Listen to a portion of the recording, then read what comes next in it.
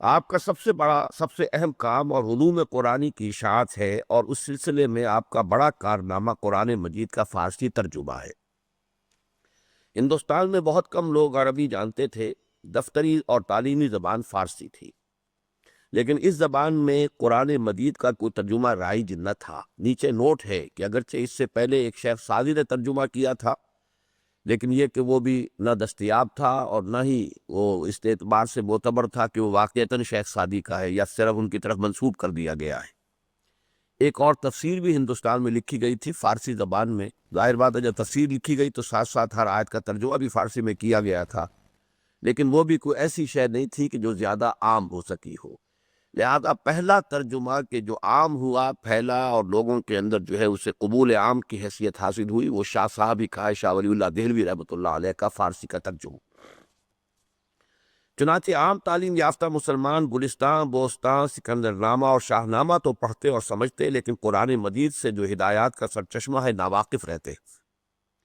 پرانے علماء اور خواص میں سے قرآن مجید اگر کسی نے پڑھا تو ناظرانہ، یعنی مفہوم و معانی سمجھنے اور اس کی روح اور تعلیمات سے فیضیاب ہونے کے بغیر۔ اکبر کے دربار میں جب مسلمان علماء اور پورچوگیز مشنریوں میں مباحثے ہوئے، اور مشنریوں نے جو کلام مجید کے لاطینی ترجمے کی وجہ سے اس کے اندراجات سے خوب واقف تھے، کلام مجید کے بعض حصوں پر اعتراض کیے، تو اس وقت پتہ چلا کہ جن مسلمانوں نے عربی میں قرآن پڑھا بھی تھا، انہیں بھی اس کے مضامین اور اندراجات سے پوری طرح واقفیت نہ تھی۔ بسا اوقات یہ ہوتا کہ پادری کلام مجید کے کسی بیان پر اعتراض کرتے اور مسلمان کہہ دیتے کہ یہ تو قرآن میں ہے ہی نہیں، اور پھر جب کلام مجید کھول کر دیکھا جاتا تو وہ حوالے نکلتے۔ چنانچہ اس کا ایک بہت اہم واقعہ ہوا تھا شاہ جہاں کے دربار میں۔ یعنی چونکہ یہ جو بحری راستہ جو ہے تلاش کیا تھا واسکو ڈی گاما نے، round the Cape of Good Hope, یہ 1498 میں کیا تھا۔ یہ جو ہم اس وقت پڑھ رہے ہیں یہ تو 1700 کے آس پاس ہم پہنچے ہوئے ہیں، یا 17ویں صدی جو ہے 1600 کے دوران پہنچے ہوئے۔ تو اس پورے عرصے کے دوران جو ہے یہ ویسٹرن جو ہے تاجر آنے شروع ہو گئے تھے، اور تاجروں کے ساتھ مشنریز بھی آتے تھے جو کہ عیسائیت کی تبلیغ کرتے تھے۔ تو یہ سارا جو بحری راستہ تھا round of the Cape of Good Hope, یعنی افریقہ کے جنوبی کنارے سے ہو کر پھر یہ جو بحری راستہ کھلا ہے، اسی راستے سے پھر یہ یورپین کولونیلزم جو ہے وہ عالم مشرق پر حملہ آور ہوا ہے۔ تو ان میں پورچوگیز بھی تھے، اسپینیئرز جو ہے وہ ادھر نہیں آئے، اسپینیئرز جو ہے وہ زیادہ ویسٹ ورڈز گئے ہیں، وہ امریکہ کی طرف گئے ہیں، لیکن پورچوگیز تھے، پھر اس کے بعد فرینچ آئے، پھر اسی طریقے سے برٹش آئے، پھر ایسٹ انڈیا کمپنی بنی ہے برطانوی۔ تو یہ سارا دور شروع ہو گیا تھا، اس کا آغاز اکبر کے زمانے میں ہو گیا تھا۔ جب اکبر کے زمانے میں عیسائی مشنریوں کی آمد شروع ہو گئی تو کچھ مباحثے بھی شروع ہو گئے، کیونکہ اکبر نے تو خاص طور پر جو ہے اپنے دربار کو مذہبی مباحثوں کا ایک بڑا اکھاڑا بنایا ہوا تھا۔ وہ چونکہ تمام مذاہب کا ایک ملغوبہ تیار کرنا چاہتا تھا، تو اس میں یہ شکل پیش آتی تھی۔ اکبر کے بعد جہانگیر کا دور ہے، جہانگیر کے بعد شاہ جہاں کا دور ہے۔ شاہ جہاں کا معاملہ خاص طور پر یہ ہوا کہ اس سے بواسیر کی شکایت ہو گئی، اور ہندوستان میں کوئی جراح اس کا علاج نہیں کر سکے۔ پھر ایک انگریز پادری نے، مشنری ڈاکٹر نے آ کر آپریشن کیا اور اسے آرام ہو گیا۔ تو اس نے کہا مانگو کیا مانگتے ہو؟ تو شاہانہ انداز جو ہوتا ہے اسی شاہانہ انداز میں اس نے کہا کہ مانگو کیا مانگتے ہو؟ بہت خوش ہو کر انہوں نے کہا کہ ہمیں تجارتی حقوق دے دیے جائیں، اور یہ ہماری جو ہے تجارتی کوٹھیاں جو ہے بنانے کی ہمیں اجازت دے دی جائے ہندوستان کے ساحل کے ساتھ ساتھ۔ اس وقت سے ہندوستان کی جو ہے باضابطہ تجارت جو ہے شروع ہوئی ہے، یورپین اقوام نے شروع کی ہے، اور ساحل کے ساتھ ساتھ انہوں نے اپنی کوٹھیاں بنانی شروع کر دی۔ اب یہ کوٹھیاں جو ہیں انہی میں پھر رفتہ رفتہ اسلحہ بھی آنا شروع ہوا۔ وہ جو بھی سامان آتا تھا تجارت کا انہی کے کریٹس کے اندر اسلحہ بھی آتا تھا، تو یہ اسلحہ خانے بھی بنتے چلے گئے۔ اسی طرح ہوتے ہوتے پھر یہ ایسٹ انڈیا کمپنی جو تھی اس نے پھر بنگال میں جا کر جو ہے اپنی عسکری مہم کا آغاز کیا۔ لیکن اس وقت جو بات میں بتانا چاہتا ہوں وہ یہ ہے کہ شاہ جہاں کے دربار میں ایک بہت بڑا مناظرہ ہوا، عیسائی پادری نے کوئی آیت کوٹ کی۔ اب جو علماء تھے دربار کے، اور یہ سمجھ لیجئے کہ وہ چوٹی کے علماء ہوتے تھے، ظاہر بات ہے کہ دربار تک پہنچنا جو ہے وہ تو تمام بہت سے درجات طے کر کے ہی کوئی شخص جو ہے علماء میں بہت اونچا مقام حاصل کر کے ہی تو درباری یعنی وہ بنتا تھا۔ تو وہاں پر سب جتنے علماء تھے کہا یہ قرآن میں ہے ہی نہیں، اس نے آیت پڑھی، لوگوں نے کہا نہیں تم غلط کہہ رہے، قرآن میں یہ ہے نہیں۔ اس نے کہا منگاؤ قرآن، قرآن کھولا، اسے دکھا دیا یہ۔ تو یہ حال ہو چکا تھا قرآن مجید سے بعد کا، یعنی اس کا تو کام صرف یہ تھا کہ اس کو پڑھتے جاؤ ثواب حاصل کرتے جاؤ، اللہ اللہ اور خیر صلی اللہ۔ اس پر غور و فکر علماء بھی نہیں کرتے تھے۔ غور و فکر کی شے وہ فقہ تھی۔ فقہ میں ظاہر بات ہے کہ پھر وہ بال کی کھال اتارنا اور اس کے اندر جو ہے پوری پیچیدگیوں میں جانا اور پوری گہرائیوں میں جانا اور پوری باریکیوں میں جانا، اس کی تو صلاحیت جو ہے بہت نکھری ہوئی تھی۔ لیکن یہ کہ یہ حال ہو چکا تھا کہ درباری علماء شاہ جہان کے دربار میں قرآن مجید کی ایک آیت کے بارے میں متفقہ طور پر یہ کہہ اٹھے کہ یہ قرآن کی آیت نہیں، اور پھر قرآن کھول کر انہیں دکھا دیا گیا۔ یہ حال ہو چکا تھا۔ شاہ صاحب کو اس بلعجبی کا احساس ہوا اور حج سے واپس آنے کے 5 سال بعد 1737-38 میں آپ نے فارسی زبان میں کلام مجید کا ترجمہ کیا۔ جب علماء کو اس کا پتہ چلا تو تلواریں کھینچ کر آ گئے کہ یہ کلام مجید کی انتہائی بے ادبی ہے۔ بعض سوانح نگار لکھتے ہیں کہ اس مخالفت کی وجہ سے شاہ صاحب کی جان اس طرح خطرے میں پڑ گئی کہ انہیں کچھ عرصے کے لیے دہلی سے چلے جانا پڑا۔ اور میں آپ کو واقعہ بھی سنا چکا ہوں کل کہ ایک مرتبہ تو ایسا ہوا ہے کہ باقاعدہ سرحدی علاقے سے پٹھانوں کو بلا لیا گیا تھا انہیں قتل کرنے کے لیے، اور وہ فتح پوری کی مسجد اس کے دروازے کے باہر کھڑے ہوئے تھے، منتظر تھے کہ شاہ صاحب آئیں اور ہم انہیں قتل کر دیں۔ لیکن شاہ صاحب جب نکلے ہیں تو پھر کچھ اللہ تعالیٰ نے ایسا رعب ان کا ڈال دیا ان کی شخصیت کا کہ جس کی وجہ سے وہ لوگ باز رہے۔ انہوں نے محسوس کیا ہوگا کہ بہت ہی اللہ والا آدمی ہے، اس کے چہرے پر نور ہے، تو اس وقت وہ کچھ رہ گئے اور ان کے اندر جرأت نہیں ہوئی کہ وہ حملہ کر سکتے، یہاں تک معاملہ ہوا ہے۔ لیکن بالآخر شاہ صاحب کی جرأت اور فرشناسی کامیاب ہوئی، انہوں نے لوگوں کو سمجھایا۔ یہ خاص طور پہ اس لیے میں تفصیل سے چاہتا ہوں کہ آپ سمجھ لیں کہ دعوت رجوع القرآن کا آغاز جو ہے وہ در حقیقت شاہ صاحب کی زندگی سے۔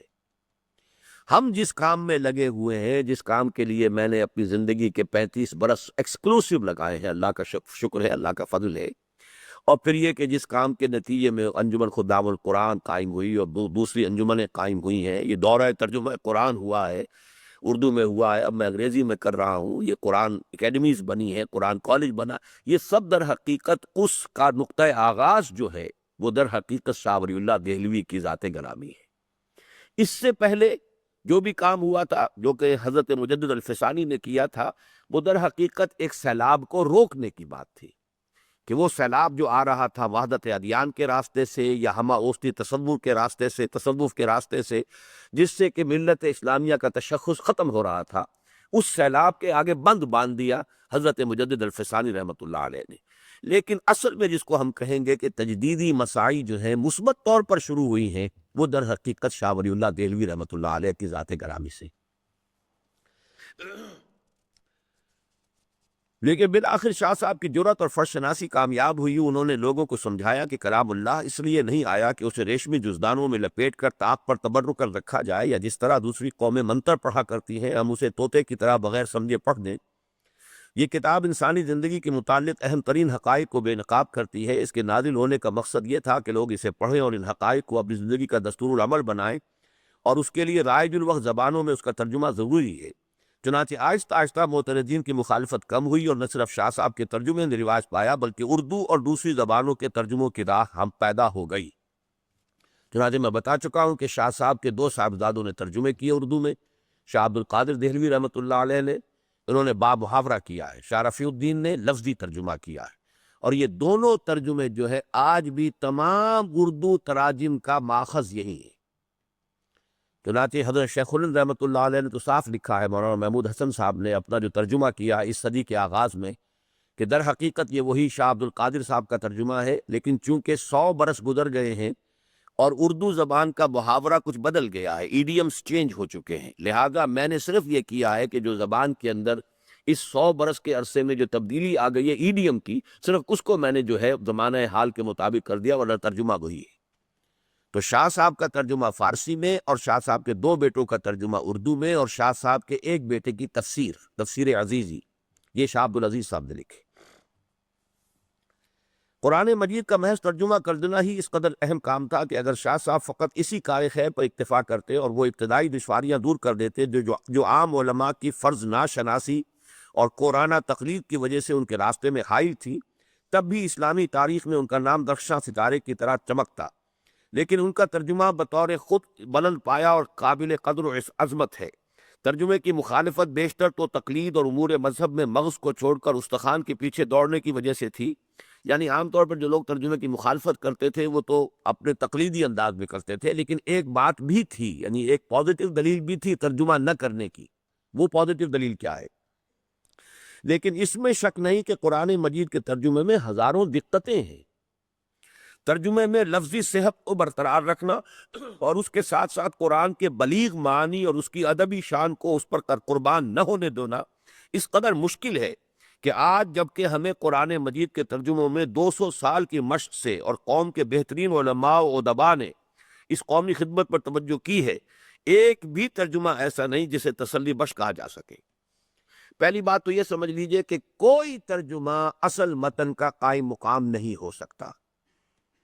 It's a rule without any exception. آپ شیکسپیئر کو پڑھیے انگریزی زبان میں اور اس کا ترجمہ کر دیجئے کسی زبان میں، وہ تاثیر ہی نہیں ہوگی۔ زبان کی ادبیت، اس کی چاشنی، اس کی تاثیر جو ہے کسی دوسری زبان میں منتقل نہیں ہو سکتی۔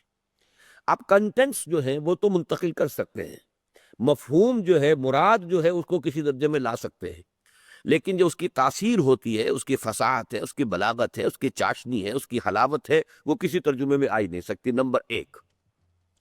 نمبر دو، عربی زبان جو ہے اس کے اندر اس قدر اسالیب ہیں کہ بعض جگہوں پر ایک جگہ پر دو تین احتمالات ہیں۔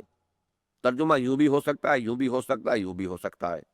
ترجمہ جب آپ کریں گے تو اردو زبان میں آپ کے پاس وہ تعبیرات نہیں ہے، یا کسی اور دوسری زبان میں وہ تعبیرات نہیں ہے کہ تمام احتمالات کو برقرار رکھ سکیں۔ ترجمے میں آپ کو کسی ایک احتمال کو لینا پڑے گا، حالانکہ متن کے اندر اس کا دوسرا احتمال بھی تھا، اس کا یہ ترجمہ بھی ہو سکتا تھا، اس کا یہ ترجمہ بھی ہو سکتا تھا۔ ترجمہ جب آپ کریں گے تو وہ تو ایک ہی احتمال رہ جائے گا۔ تو دوسری جو ہے بنیادی سبب یہ تھی، وجہ یہ تھی کہ جس کی وجہ سے لوگ ترجمے کی مخالفت کرتے تھے۔ تیسری بات اور اہم ترین بات یہ ہے کہ اس سے پہلے جو آسمانی کتابوں کے گم ہو جانے کا سبب تھا وہ یہ تھا کہ جب ترجمے ہو گئے تو لوگوں نے تمام تر توجہ ترجمے پر کر دی اور متن کی فکر نہ رہی، اور متن گم ہو گیا۔ یہی وجہ ہے کہ آج انجیل کا کوئی متن موجود نہیں۔ انجیل کا جو سب سے پرانا نسخہ ملتا ہے وہ بھی در حقیقت ترجمہ ہے یونانی زبان میں، گریک ٹرانسلیشن۔ حالانکہ ظاہر بات ہے حضرت مسیح علیہ السلام جو ہے وہ تو شام میں پیدا ہوئے، فلسطین کے علاقے میں پیدا ہوئے، وہیں انہوں نے اپنی دعوت و تبلیغ کے سارے مراحل طے کیے، وہیں پیدا ہوئے، پلے بڑھے، کہیں اور کسی ملک میں وہ گئے ہی نہیں۔ بچپن میں مصر تھوڑی دیر کے لیے ان کی والدہ لے گئی تھی، لیکن یہ کہ اس کے علاوہ تو اب ظاہر بات ہے وہاں پہ 3 زبانیں ہی ہو سکتی تھی، یا تو عبرانی زبان تھی، وہ اہل علم کی زبان تھی، ہیبریو، وہ جو تھی جو یہودی، یہ تو سارا علاقہ یہودیوں کا تھا، یہودیوں کی پرانی مقدس زبان جو ہے وہ جو ہے عبرانی تھی، جیسے آج ہمارے لیے عربی ہے۔ تو جو اہل علم تھے وہ تو عبرانی بولتے تھے یا عبرانی میں لکھتے تھے۔ باقی جو وہاں کی لوکل لینگویجز تھیں وہ یا آرامائک تھی اور یا سیریک تھی، سریانی زبان یا آرامی زبان۔ آرامی زبان، سریانی زبان اور ہیبریو میں کوئی قدیم نسخہ انجیل کا موجود نہیں ہے۔ دی اولڈسٹ ٹیکسٹ جو ہے وہ صرف ترجمہ ہے جو کہ یونانی گریک زبان میں ہوا ہے۔ یہ اصل میں سبب ہو جاتا ہے اصل ٹیکسٹ کے گم ہو جانے کا، کہ توجہ جو ہے لوگوں کی وہ کل کی کل مرکوز ہو جاتی ہے ترجمے پر۔ یہی وجہ ہے کہ میں بھی شدت کے ساتھ مخالف رہا ہوں، اور پاکستان میں کچھ لوگوں نے یہ دھندا شروع کیا تھا کہ قرآن مجید کے متن کے بغیر ترجمہ شائع کر دیں، صرف اردو ترجمہ قرآن کا جو ہے وہ شائع ہو رہا ہے۔ یہ چیز یقیناً بہت بڑا فتنہ تھی اور اس کی مخالفت ہوئی ہے، وہ صحیح ہوئی ہے۔ ہم نے مسلمانوں نے بہرحال اصل جو ہے اپنی توجہ متن کے اوپر مرکوز رکھی ہے، اور متن کو محفوظ رکھنا بہت ضروری ہے۔ اصل کلام تو اللہ کا اس متن، وہ متن جو ہے وہ کلام اللہ ہے، ترجمہ کلام اللہ نہیں ہے۔ لیکن لوگوں کو سمجھانے کے لیے تو ان کی اپنی لوکل لینگویجز کے اندر ان کی مادری زبانوں میں ترجمہ کر کے سمجھانا ضروری ہے۔ تو یہ ہے اصل میں کہ دونوں چیزوں کی اپنی جگہ پر اہمیت ہے۔ علماء اگر مخالفت کرتے تھے تو کوئی سبب بھی تھا، لیکن اس میں جو شدت انہوں نے اختیار کر لی کہ گویا کہ ترجمہ کرنا کفر ہو گیا، اور ترجمے سے جو ہے وہ لوگوں کے اندر جو ہے بہت سے مغالطے پیدا ہو جائیں گے، تو یہ ایک وہ بات تھی کہ جس کا مقابلہ شاہ ولی اللہ جیسی شخصیت ہی کر سکتی تھی۔ کسی اور شخص کے اندر یہ ہمت نہیں ہو سکتی تھی کہ وہ علماء کے متفقہ مخالفت کے باوجود وہ کام کر گزرے۔ ترجمے کی مخالفت بیشتر تو تقلید اور امور مذہب میں مغز کو چھوڑ کر استخا کے پیچھے دوڑنے کی وجہ سے تھی۔ یہ آپ سمجھ گئے کیا مطلب ہے اس کا؟ استخا کسے کہتے ہیں؟ ہڈی کو۔ یہ اصل میں مولانا روم کا ایک شعر ہے، یہ اس سے یہ الفاظ دیے گئے، ماز قرآن مغز ہا برداشتیم۔ یہ آپ ذرا لکھ لیا کریں، یہ چیزیں کام دے گی آپ کو۔ ماز قرآن مغز ہا برداشتیم استخا پیش سگا انداختے۔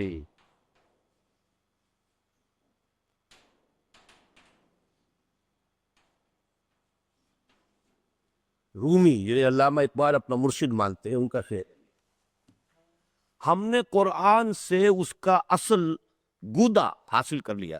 ہڈی ہے نا، آپ ہڈی کو چوس لیتے ہیں، اس کے اندر سے گودا ہوتا ہے، وہ نکال لیتے ہیں، ہڈی پھینک دیتے ہیں۔ تو ہم نے اس میں سے اصل گودا تو نکال لیا ہے، اور ہڈی جو ہے وہ کتوں کے آگے پھینک دی ہے۔ حالانکہ ایک اعتبار سے یہ قرآن مجید کی توہین بھی بن جاتا ہے یہ شعر۔ یہ قرآن میں کوئی شے ہڈی نہیں ہے، کوئی شے قرآن کی پھینک دینے کے قابل نہیں ہے۔ لیکن اصل میں مراد کیا ہے کہ ایک ہے قرآن مجید کی باطنی تعلیم، اصل ایمانی حقائق، ایک ہے قرآن کی قانونی تعلیم اور اس کے ساری تفاصیل۔ اب وہ جو میں نے آپ کو بتایا تھا کہ صوفیاء اور علماء کے مابین یہی چپکری شروع ہو گئی تھی، ایک دوسرے پر پھپتیاں چست کرنے کی۔ یہ صرف ظاہر بین ہے، ان کو ظاہر سے تعلق ہے، انہیں کیا غرض اس سے کہ اصل سے کیا ہے۔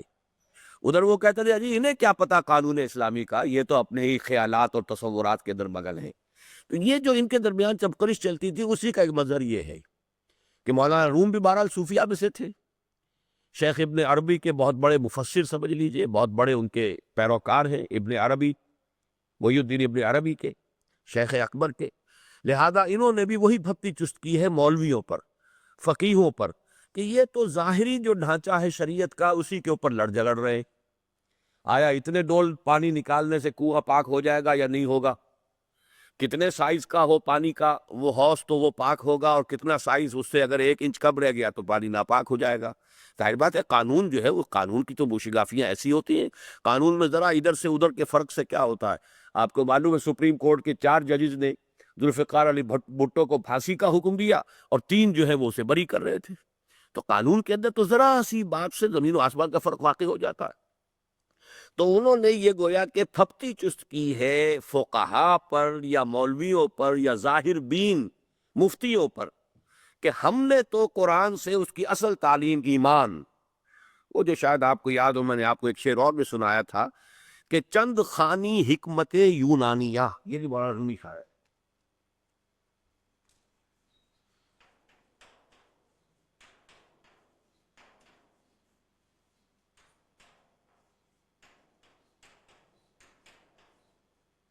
حکمت قرآنیہ راہم بخواہ،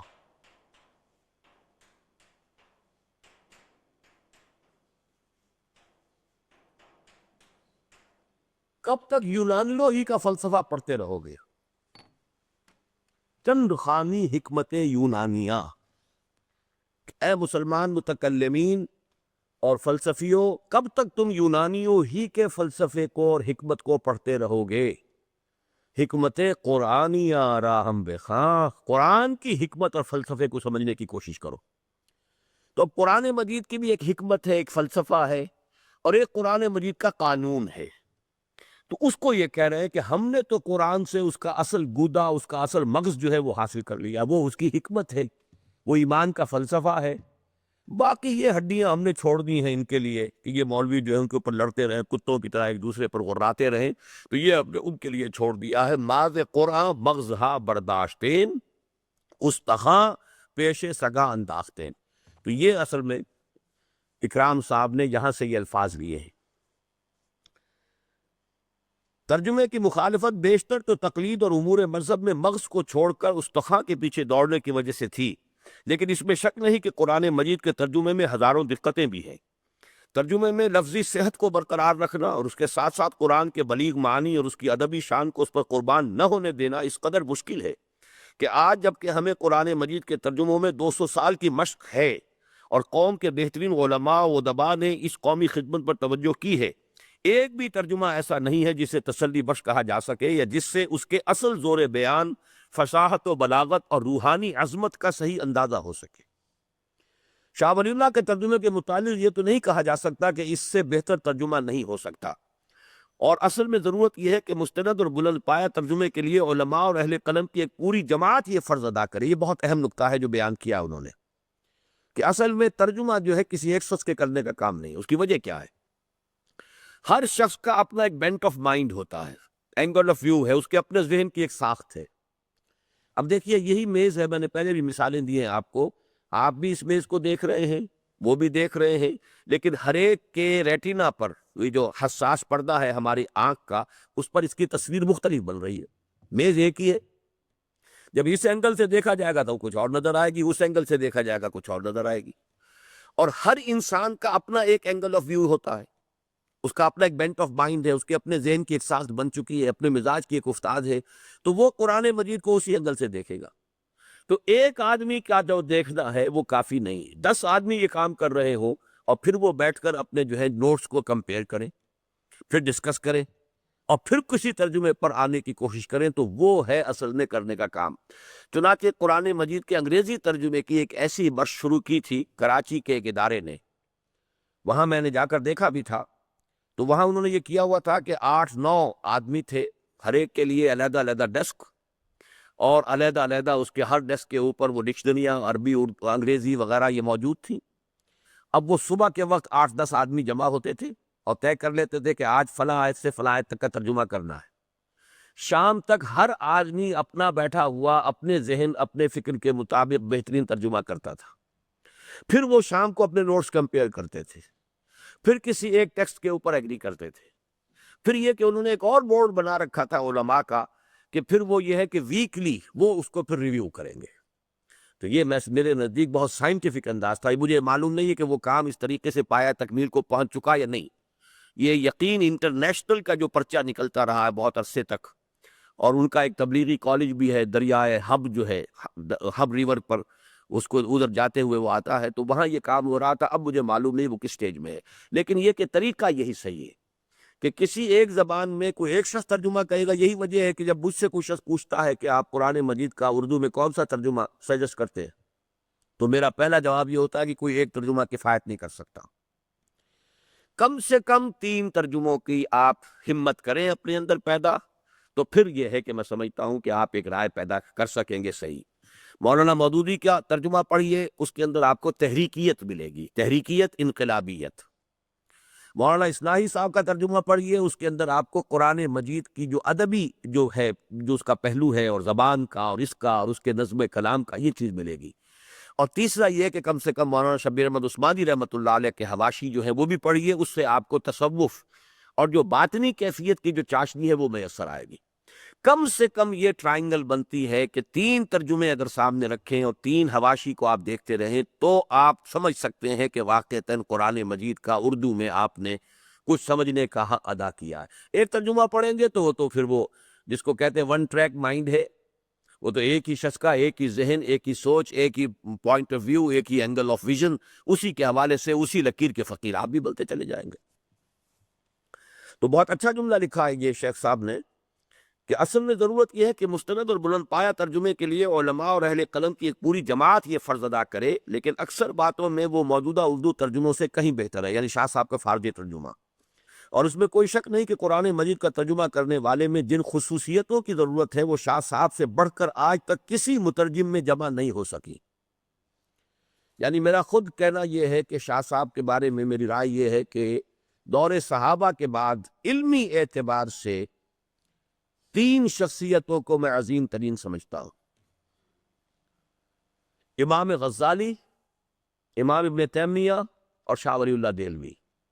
اور ان میں نسبت میرے نزدیک یہ ہے کہ شاہ ولی اللہ دہلوی مساوی ہیں ابن تیمیہ جمع امام غزالی، دونوں کو جمع کریں گے تو شاہ ولی اللہ کی شخصیت بنے گی، کیونکہ امام غزالی زیادہ تصوف کی طرف ان کا رجحان ہے، ابن تیمیہ کا جو ہے قرآن کا متن اور سنت رسول کی جو اصل حیثیت ہے اس کے اعتبار سے، اور شاہ صاحب میں یہ دونوں چیزیں جو ہیں جمع ہیں، جامع ظاہر و باطن، جامع معقول و منقول، یہ چار جو ہیں ڈائمنشنز ہیں، ایک منقول ہے ایک معقول ہے، یعنی قرآن حدیث سے یہ چیزیں ہمیں مل رہی ہے، ایک ہے عقل منطق اور فلسفہ، عقل کیا کہہ رہی ہے منطق کیا کہہ رہی ہے، تو معقول و منقول، اور ظاہر و باطن، ایک ہے قرآن کا اور اسلام کا ظاہری قانونی پہلو، ایک ہے اس کا باطنی پہلو، تو جب ان چاروں کو جمع کریں گے آپ تب جا کر جو ہے در حقیقت ایک جو ہے وہ صحیح تصور بنے گا۔ اس حوالے سے اس جامعیت کبریٰ پر اترنے والی کوئی شخصیت میرے نزدیک دور صحابہ کے بعد، اس لیے کہ وہ کیٹیگری مختلف ہے، حضور صلی اللہ علیہ وسلم اور صحابہ کرام سے تو ہم بعد کے کسی بھی شخص کو کسی بھی اعتبار سے کمپیئر کر ہی نہیں سکتے، وہ کیٹیگری علیحدہ ہے، لیکن اس کے بعد کی جو جتنی شخصیتیں ہیں ان میں میرے نزدیک یہ تین چوٹی کے ہیں، امام غزالی، امام ابن تیمیہ اور شاہ ولی اللہ دہلوی، اور ان میں جو نسبت و تناسب ہے وہ یہ ہے کہ شاہ ولی اللہ دہلوی مساوی ہیں امام غزالی جمع امام ابن تیمیہ کے، تو انہوں نے صحیح بات لکھی ہے یہ، اور اس میں کوئی شک نہیں کہ قرآن مجید کا ترجمہ کرنے والے میں جن خصوصیتوں کی ضرورت ہے وہ شاہ صاحب سے بڑھ کر آج تک کسی مترجم میں جمع نہیں ہوئی۔ مولانا نذیر احمد کہتے ہیں فی الحقیقت قرآن کے مترجم ہونے کے لیے جتنی باتیں درکار تھیں ترجمے سے ثابت ہوتا ہے وہ سب مولانا شاہ ولی اللہ دہلوی میں علی وجہ الکمال پائی جاتی تھی، اور سب سے بڑی بات یہ کہ مولانا صاحب کی نظر تفاسیر اور احادیث اور دین کی کتابوں پر ایسی وسیع ہے کہ بس انہی کا حصہ تھا، یعنی یہ منقول کا پہلو آ گیا۔ ایسا معلوم ہوتا ہے کہ ہر ایک آیت بلکہ ہر ایک لفظ کی نسبت مفسرین کے جتنے اقوال ہیں وہ سب ان کے پیش نظر ہے، اور وہ ان میں جس کو واضح پاتے ہیں اسے اختیار کر لیتے ہیں۔ یہ جو مولانا نذیر احمد لکھا ہے یا ڈپٹی نذیر احمد مشہور ہیں، ان کا بھی ایک ترجمہ ہے با محاورہ، ڈپٹی نذیر احمد تھے یہ۔ شاہ صاحب نے نہ صرف قرآن مجید کا ترجمہ کیا بلکہ اس مسئلے کے علمی پہلوؤں پر بھی ایک رسالہ لکھا، اور مقدمہ فی ترجمۃ القرآن المجید میں قرآن مجید کے مترجموں کی رہنمائی کے لیے کارآمد ہدایتیں درج کی۔ شاہ صاحب اپنی کتاب میں لکھتے ہیں کہ اس بندہ ضعیف پر خداوند تعالیٰ کے کئی بے شمار نعمتیں ہیں، جن میں سب سے زیادہ عظیم الشان نعمت یہ ہے کہ اس نے مجھ پر قرآن مجید سمجھنے کی جس نے مجھ کو قرآن مجید سمجھنے کی توفیق عطا فرمائی، اور حضرت رسالت مآب صلی اللہ علیہ وسلم کے احسانات اس کمترین امت پر بہت ہیں، یعنی امت میں سب سے کمتر میں ہوں، اس کمترین امت پر بہت ہیں، جن میں سب سے بڑا احسان قرآن مجید کی تبلیغ ہے۔ یہی ہے اصل کرنے کا کام، قرآن کا فہم اور قرآن کی تبلیغ، یعنی یوں سمجھیے ایک کام وہ ہے جو اللہ سے ملتا ہے، ایک کام وہ ہے جو رسول کے اتباع میں ہمیں کرنا ہے۔ اللہ سے تو ہمیں قرآن کا فہم مانگنا ہے، جیسے کہ حضور صلی اللہ علیہ وسلم نے حضرت عبداللہ ابن عباس کے لیے دعا کی تھی، اللہم فقہہ فی الدین وعلمہ التاویل، اے اللہ اس نوجوان کو دین کا فہم عطا کر دے اور تعویل قرآن، تفسیر قرآن کا علم عطا کر دے۔ تو اللہ سے تو مانگیے فہم قرآن، اور رسول کا اتباع کیا ہے؟ تبلیغ قرآن، اب اس کو پھیلائیے، اس کو عام کیجئے، یہ رسول کی کا اتباع ہے۔ تو شاہ صاحب کہہ رہے ہیں کہ مجھ پر اللہ کی جو بے شمار نعمتیں ہیں ان میں سب سے بڑی نعمت یہ ہے کہ اس نے مجھے قرآن مجید کو سمجھنے کی توفیق دی، اور رسول صلی اللہ علیہ وسلم کا جو سب سے بڑا احسان ہے وہ یہ ہے کہ جیسے انہوں نے تبلیغ فرمائی قرآن مجید کی، ایسے ہی جیسے کہ آپ نے فرمایا فَلْيُبَلِّغِ الشَّاهِدُ الْغَائِبَ، اب پہنچاؤ وہ جن تک میں نے پہنچا دیا، ان کی ذمہ داری ہے کہ آگے پہنچائیں، اور بلغوا انی ولو آیۃ، پہنچاؤ میری جانب سے خواہ ایک ہی آیت، تو میں اسی کام کے اندر جو ہے میں نے اپنی زندگی لگائی ہے۔ قرآن مجید کی تبلیغ شاہ صاحب نے فقط ترجمہ کر کے ہی نہیں کی بلکہ علم تفسیر کے متعلق کتابیں بھی لکھی، جن میں الفوز الکبیر فی اصول التفسیر خاص طور پر قابل ذکر ہے۔ اس کتاب کے 4 باب ہیں جن میں علوم قرآنی اور مطالعہ قرآن کے مختلف پہلوؤں پر تبصرہ کیا ہے۔ دوسرے باب میں آپ نے مسئلہ نص پر مجتہدانہ انداز سے نظر ڈالی ہے، اور وہ آیات منسوخہ جن کی تعداد بعض لوگوں کے نزدیک 500 کے قریب تھی، اور جن کی تعداد جلال الدین سیوطی رحمۃ اللہ علیہ نے بھی 20 مقرر کی تھی، 4 سے زیادہ تسلیم نہیں کی۔ یہ ذرا علم قرآن کا ایک مشکل مسئلہ ہے، ناسخ و منسوخ۔ ناسخ و منسوخ کے ایک حکم پہلے آیا اور اس کے بعد دوسرا حکم آیا تو گویا کہ پہلا منسوخ ہو گیا۔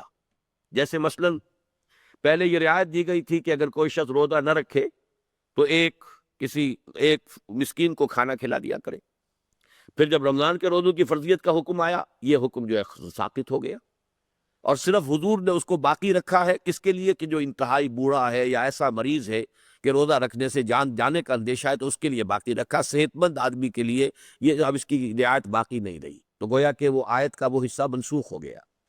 یا اسی طرح پہلے حکم تھا کہ ہر مسلمان اپنی وصیت لکھ کر ہر وقت اپنے پاس رکھے، اس لیے کہ قانون وراثت ابھی معین طور پر آیا نہیں تھا۔ تو سورہ بقرہ میں حکم ہے کہ اگر کچھ بھی مال چھوڑ کر جا رہے ہو تو وصیت کر کے جاؤ، تاکہ والدین کو بھی کچھ حصہ مل سکے۔ یہ نہ ہو کہ بس ایک بڑا بیٹا جو ہے وہ ساری وصیت پر قابض ہو کر بیٹھ جائے۔ لیکن جب وہ قانون وراثت نازل ہو گیا تو وصیت کا یہ حکم جو ہے یہ اب گویا کہ اس طریقے سے لازم نہیں رہا، بلکہ اس کو کہا گیا کہ وصیت کرے گا بھی تو صرف 1/3 کے اندر وہ وصیت نافذ ہوگی، 2/3 پر وہی قانون جو ہے اللہ نے جو نازل کر دیا ہے اسی کا نفاذ ہوگا۔ اور وہ وصیت بھی وارث کے حق میں نہیں ہو سکتی، یعنی جس کا حصہ اللہ تعالیٰ نے وراثت میں خود قرآن میں مقرر کر دیا ہے اس کے لیے وصیت نہیں ہو سکتی۔ وصیت کسی غیر وارث کے لیے ہو سکتی ہے، کسی ادارے کو آپ 1/3 حصہ اپنا دے دینا چاہیں، کسی اور نیک کام میں، کسی یتیم کو، کسی مسکین کو، کسی اور کام میں وہ آپ دے سکتے ہیں، لیکن وارث جو معین کر دیے گئے ہیں ان کے حق میں جو ہے وہ وصیت نہیں کی جا سکتی۔ اس طرح قرآن مجید کے اندر ناسخ و منسوخ کی آیات کا ایک خاص فن رہا ہے۔ تو کسی زمانے میں تو 500 آیتیں گویا کہ 6500 میں سے 1/13 قرآن جو ہے سمجھا گیا تھا کہ یہ منسوخ ہو چکا ہے۔ جلال الدین سیوطی رحمۃ اللہ علیہ نے پھر جرح کی کہ نہیں، یہ منسوخی کا یہ مطلب نہیں ہے اور یہ بہت ہی غلط رائے ہے، تو 20 آیات کو تعین کیا انہوں نے کہ یہ 20 آیتیں منسوخ ہوئی ہیں قرآن کی۔ منسوخ التلاوت نہیں ہے، پڑھی جائیں گی، قرآن مجید کی آیات شمار کی جائیں گی، لیکن ان کا حکم باقی نہیں رہا۔ شاہ صاحب نے اس کے اندر اور کمی کی ہے، تطبیق کر کے دکھا دیا کہ یہ بھی منسوخ نہیں ہے، بلکہ ان میں سے صرف 4 کو انہوں نے تسلیم کیا ہے کہ یہ 4 آیات ایسی ہیں کہ جو واقعتاً ہم مانیں گے کہ یہ اب منسوخ ہے حکم کے اعتبار سے۔ فوز الکبیر کے بعد اندراجات سے خیال ہوتا ہے کہ شاہ صاحب قرآنی ارشادات کو وسیع سے وسیع مفہوم میں دینا چاہتے تھے۔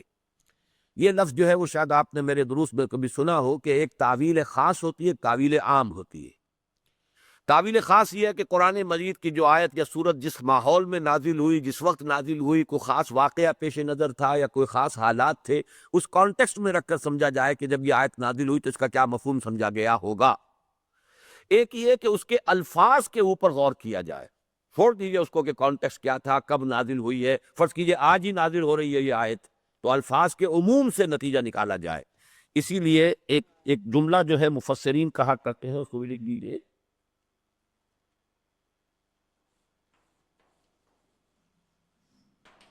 الاعتبار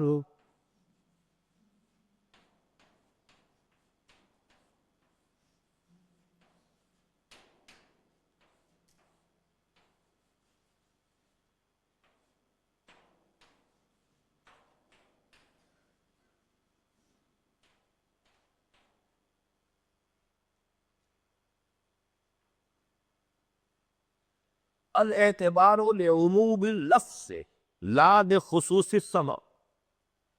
اعتبار الفاظ کے عموم کا کیا جائے گا، سبب نزول کے خصوص کا نہیں کیا جائے گا۔ ایک آیت نازل ہوئی، خاص پس منظر میں خاص واقعہ تھا، اسے ہم کہتے ہیں شان نزول، اسی کو سبب نزول بھی کہتے ہیں۔ لیکن یہ کہ اب ایک تو یہ کہ آپ اس کانٹیکسٹ میں رکھ کر دیکھیے، ایک یہ ہے کہ الفاظ کو جنرلائز کیجئے، عموم اللفظ، الاعتبار لعموم اللفظ لا لخصوص سبب، لا خصوص سبب، یعنی سبب نزول کیا تھا، کس واقعے پر یہ آیت نازل ہوئی تھی، اس کو مد نظر نہیں رکھا جائے گا، بلکہ یہ دیکھا جائے گا کہ الفاظ کا عموم کیا تقاضا کرتا ہے۔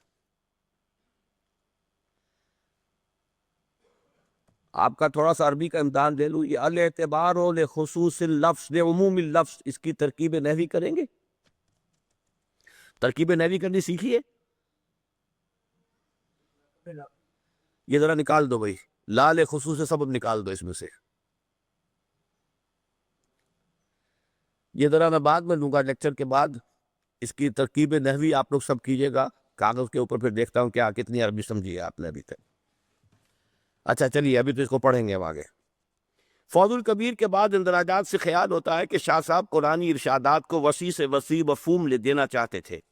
وہ مختلف آیتوں اور صورتوں کے متعلق اسباب نزول کا خیال رکھتے ہیں، یعنی یہ ضروری ہے، خیال رکھنا چاہیے۔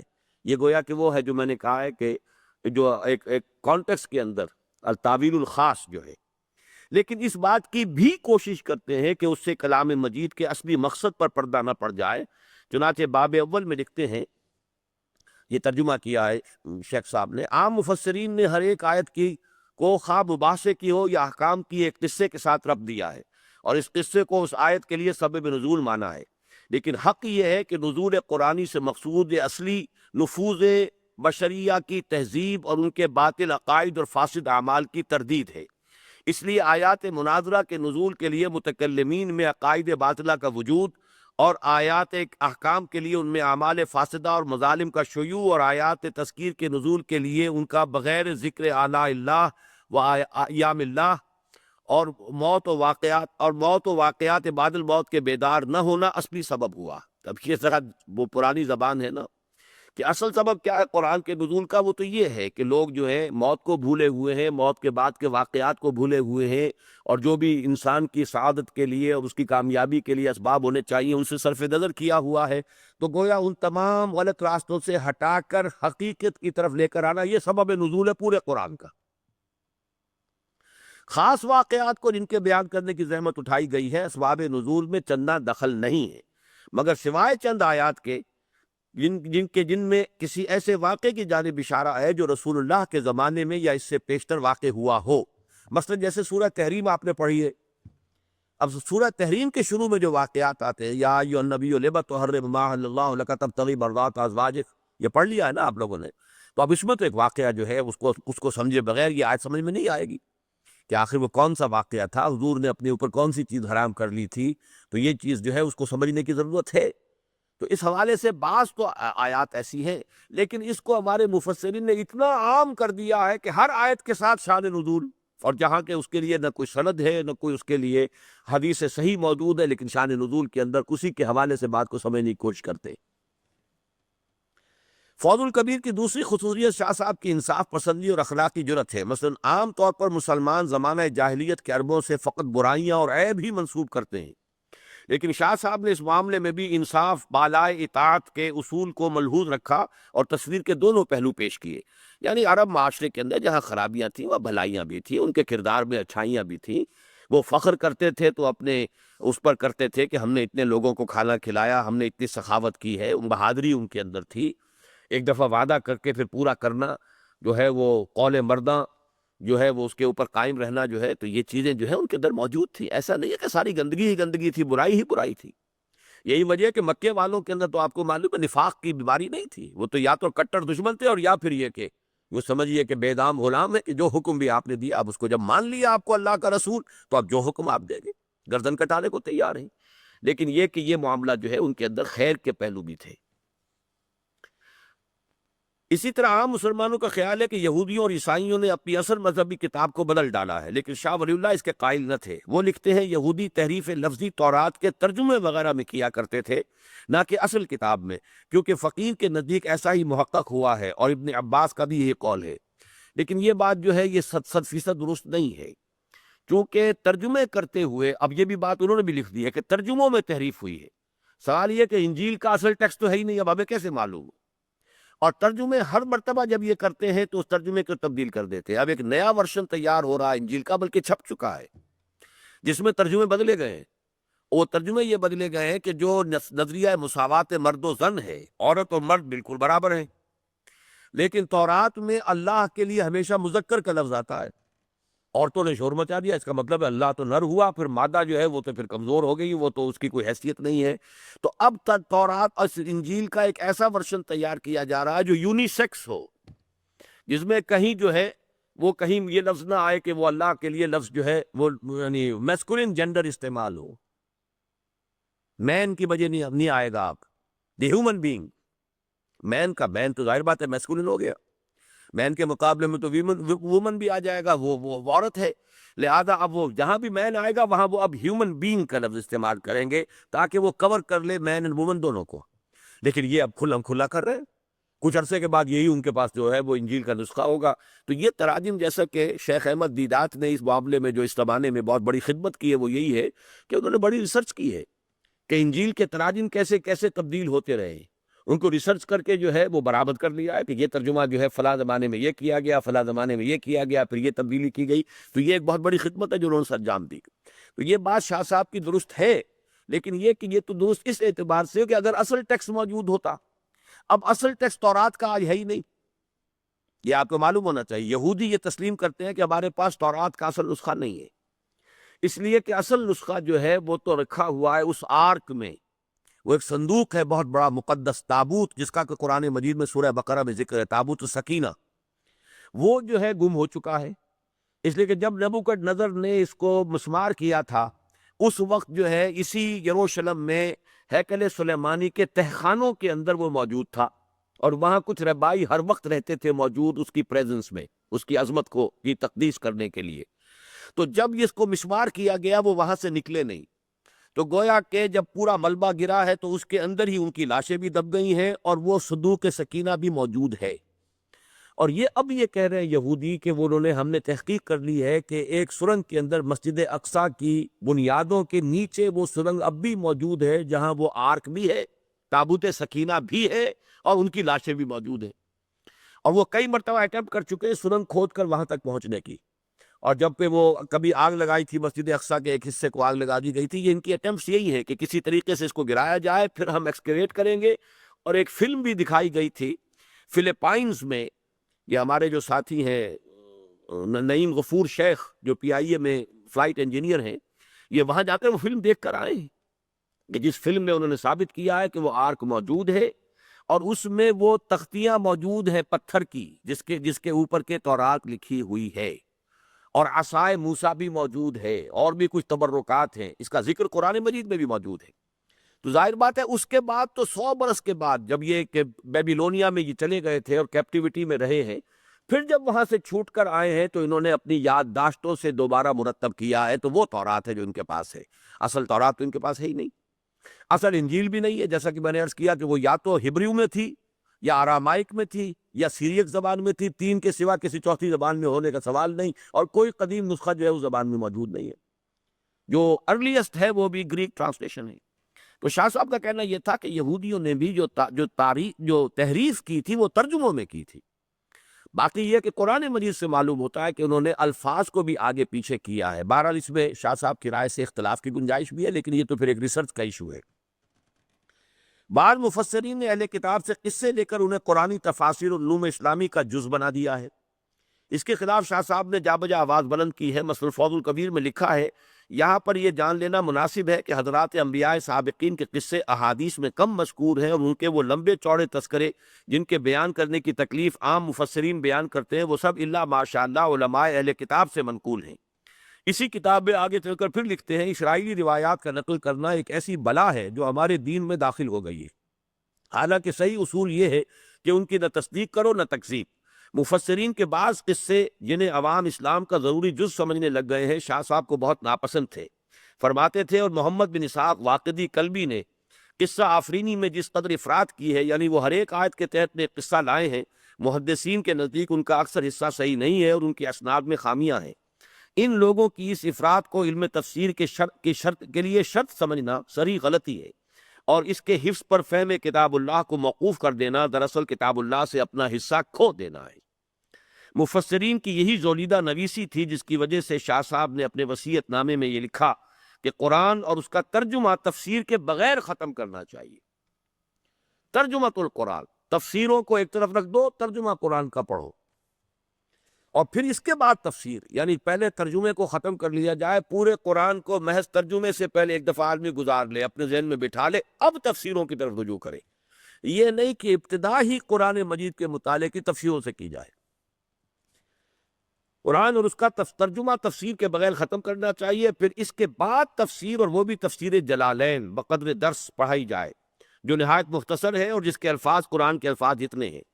وہ لکھتے ہیں، قرآن عظیم اس قدر پڑھا دیں کہ صرف قرآن اور ترجمہ بغیر تفسیر کے پڑھا جائے، مگر جہاں شان نزول یا قاعدہ نحو مشکل ہو وہاں ٹھہر جائیں اور بحث کریں، اور اس کے بعد اس کے تفسیر جلالین بقدر درس پڑھا دیں. یہ ان کی وصیت کا یہ ایک کوٹیشن ہے جو انہوں نے دی ہے. بہرحال یہ جو ہم نے آج محنت مزید کر لی ہے وہ اس لیے، جیسا کہ میں نے آپ کو بتایا کہ ہماری یہ جد و جہد جو ہم لے کر چل رہے ہیں اس کا نقطہ آغاز شاہ صاحب کی یہ جد و جہد ہے۔ اب آئیے اس کے بعد مسلم انڈیا کا ایک نیا دور شروع ہو رہا ہے، انگریزی دور کے نئے فتنوں کا سد باب اور تحریک رجوع الی القرآن، یعنی اس دور میں پھر اب رجوع الی القرآن کی تحریک کن مراحل سے گزری ہے۔ اس میں سے آج ہم صرف پہلے دو جو ہیں آئٹم وہ پڑھ سکیں گے، خان وعدہ ولو اللہ اور تحریک شہیدین، اور عیسائیوں اور ہندوؤں کی جانب سے تبلیغی الغار۔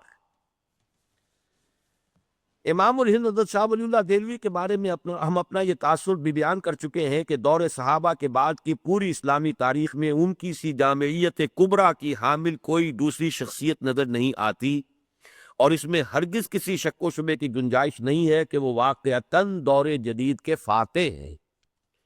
فاتح کے کیا معنی ہے یہاں؟ جی، افتتاح کرنے والے۔ فاتح کے ایک ترجمہ ہمارے یہاں ہوتا ہے کانکر کرنا، فتح کرنا، کانکرر فاتح۔ ایک ہے فتح یفتح کھولنا، اسی سے مفتاح کا لفظ بنا، چابی، تالے کی چابی کو آپ کیا کہتے ہیں؟ مفتاح، جس سے کہ وہ تالا کھل جاتا ہے۔ تو فاتح بمنزلہ افتتاح، جیسے کہ قرآن مجید میں سورہ فاتحہ دی اوپننگ سورہ آف دی قرآن، قرآن کو کھولنے والی، دی اوپننگ سورہ آف دی قرآن۔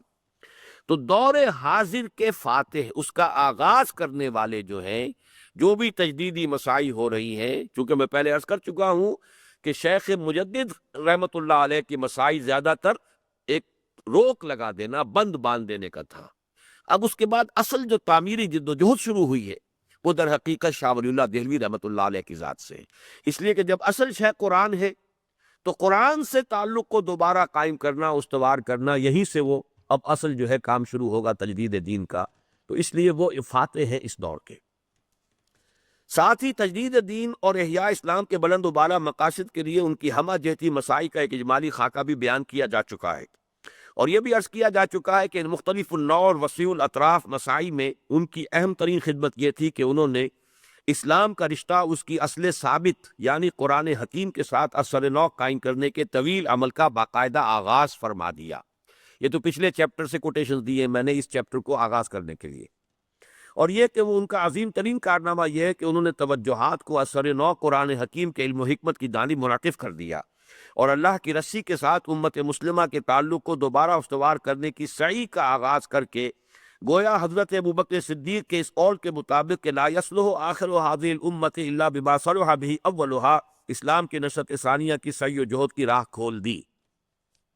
یہاں ایک غلطی ہے، کل بھی میں نے نوٹ کیا تھا لیکن میں وضاحت کرنے سے مجھے یاد نہیں رہی بات، یہ ذرا کوئی صاحب نوٹ کر لیں اور عاکف کو بھی نوٹ کروا دیں کہ آئندہ ایڈیشن کے اندر یہ تصحیح کر دیں۔ یہ قول حضرت ابوبکر کا نہیں ہے، نوٹ کر لیجئے۔ وہ تم نے مٹائی دیا جملہ جو میں نے لکھا تھا، میں نے امتحان لینا اس میں۔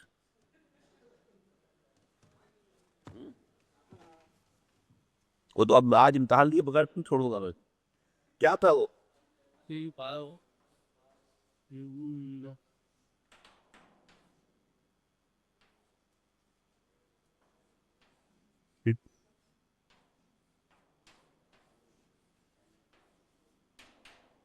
یہ تو قائم رہے گا۔ اب جو جملہ میں بتانا چاہتا تھا وہ کیا تھا؟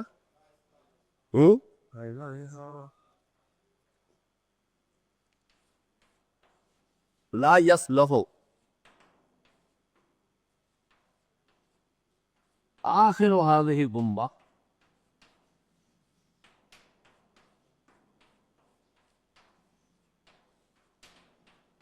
إلا بما صدقها او قولها۔ یہ اصل میں حضرت امام مالک کا جملہ، لیکن حضرت ابوبکر صدیق رضی اللہ تعالیٰ عنہ کا بھی ایک جملہ ہے کہ جو اسی مفہوم کا ہے، ان ہارد الامر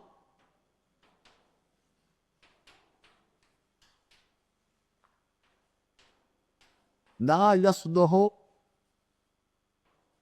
آخره إلا بما صلح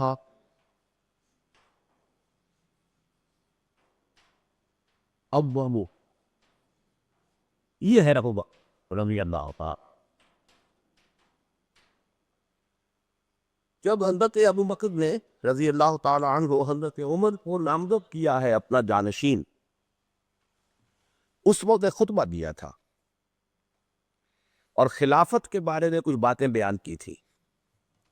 اس میں فرمایا تھا ان ھذا الامر، یعنی جو خلافت کا معاملہ ہے، لا یصلح آخرہ، اس کا جو آخری حصہ ہے نہیں درست ہو سکے گا الا بما صلح به اولہ، مگر اسی طریقے پر جس طریقے پر کہ پہلے حصہ کی اصلاح ہوئی تھی۔ یہ اصل میں اس حدیث کے حوالے سے ہے کہ جو حضور نے 5 ادوار گنوائے ہیں کہ میرا دور ہے، پھر خلافت اللہ منہاج النبوت کا دور ہے، پھر ظالم ملوکیت کا دور ہے، پھر غلامی والی ملوکیت کا دور ہے، اس کے بعد پھر خلافت اللہ منہاج النبوت کا دور ہے۔ تو گویا کہ آخری جو دور ہوگا وہ بھی اسی طور سے قائم ہو سکے گا جس طور سے پہلا دور قائم ہوا تھا۔ تو وہ جملہ تو ہے حضرت ابوبکر صدیق کا رضی اللہ تعالیٰ عنہ، لیکن اس کی ترجمانی پھر کی ہے امام مالک رحمۃ اللہ علیہ نے، لا یصلح آخر هذه الامة الا بما صلح به اولها، اور یہ سب سے پہلے مولانا ابوالکلام آزاد نے یہ جملہ 1912 میں الہلال میں نقل کیا ہے۔ یہ تو انشاءاللہ پھر جب وہ بقیہ کتابچہ ہم پڑھیں گے، وہ تعمیل والا فکر اسلام کے انقلابی فکر کی تجدید و تعمیل، تو وہاں یہ بات آ جائے گی۔ اس سے پہلے ہم یہ بھی واضح کر چکے تھے کہ صدر اول میں اسلام کی عظیم ترین حقیقتیں 2 ہی تھیں، ایک ایمان، وہ ظاہری اور قانونی اور فقہی ایمان نہیں جس کا تعلق اقرار باللسان سے ہے، بلکہ وہ حقیقی اور قلبی ایمان جو یقین بن کر انسان کے رگ و پے میں سرایت کر جائے، اور دوسرے جہاد فی سبیل اللہ جس کا مقصد وہ شہادت علی الناس، اعلاء کلمت اللہ اور اظہار دین الحق علی الدین کلہ۔ اور چونکہ ایمان حقیقی کا منبع اور سرچشمہ ہے قرآن حکیم اور جہاد و قتال کی علامت ہے تلوار، لہذا مرد مومن کی شخصیت کا جو حیولہ چشم تصور کے سامنے ابھرتا ہے، اس کے ایک ہاتھ میں بالکل بجا طور پر قرآن ہوتا ہے اور دوسرے میں تلوار۔ یہ سب سے پہلا مضمون تھا جو ہم نے پڑھا تھا، وہ یاد آ گیا کہ نہیں؟ اب آگے چلیے۔ یہ صحیح ہے کہ امام الہند حضرت شاہ ولی اللہ دہلوی کی اپنی زندگی میں سر بکف، سیف بدست اور کفن بردوش میدان جہاد و قتال میں نکلنے کا مرحلہ نہیں آیا۔ 3 اصطلاحیں فارسی ترکیب میں آ گئی ہیں۔ سر بکف، سر کو ہتھیلی پر رکھ لینا، جسے ہم کہتے ہیں جان ہتھیلی پر رکھنا۔ سیف بدست، ہاتھ میں تلوار۔ کفن بردوش، اور کفن جو ہے وہ اپنے کندھے پر ڈال لینا تاکہ شہید ہو جائیں تو لوگوں کو دقت نہ ہو اور وہ میرے اس کفن ہی میں مجھے دفنا دیں۔ میدان جہاد و قتال میں نکلنے کا مرحلہ نہیں آیا، لیکن یہ ایک ناقابل تردید حقیقت ہے کہ ان کی وفات کے نصف صدی کے اندر اندر جہاد و قتال فی سبیل اللہ کا جو غلغلہ سرزمین ہند میں بلند ہوا، وہ تمام تر انہی کی تجدیدی دعوت کی صدائے بازگشت تھی۔ میں نے آپ کو بتایا تھا کہ شاہ ولی اللہ کے سب سے بڑے بیٹے شاہ عبدالعزیز، ان کے شاگرد ہیں سید احمد بریلوی رحمۃ اللہ علیہ، جنہوں نے جہاد کیا ہے سکھوں کے خلاف، اور پیش نظر تھا انگریزوں سے بھی جہاد کرنا، لیکن پہلے یہ کہ شمال مغربی ہند میں اپنے قدم جما لے تو پھر انگریزوں کے ساتھ جنگ شروع کرے۔ اور شاہ ولی اللہ کے سب سے چھوٹے بیٹے تھے شاہ عبدالغنی، ان کے بیٹے تھے شاہ اسماعیل شہید۔ شاہ اسماعیل شہید نے بیعت کی سید احمد بریلوی کے ہاتھ پر۔ تو گویا کہ در حقیقت یہ جو جہاد کا سلسلہ تھا، تحریک شہیدین جس کو ہم کہتے ہیں، یہ در حقیقت شاہ ولی اللہ ہی کے کام کا ایک ظہور تھا، بروز تھا۔ اسی کو جس کے لیے کہ تیاری کی تھی علمی میدان میں شاہ ولی اللہ دہلوی نے، جس کے لیے کہ علمی تجدید کا کارنامہ سر انجام دیا تھا شاہ ولی اللہ دہلوی نے، اس کی عملی شکل جو پیدا ہوئی وہ در حقیقت تقریباً نصف صدی کے اندر اندر 1763 میں شاہ صاحب کا انتقال ہو گیا۔ 1831 میں بالا کوٹ میں شہادت ہوئی ہے سید احمد بریلوی رحمۃ اللہ علیہ اور شاہ اسماعیل شہید رحمۃ اللہ علیہ۔ یہ شجرہ نسب جو ہے وہ ذہن میں رکھیے، یہ صرف ایک جملہ رہنے دو، باقی سب مٹا دو۔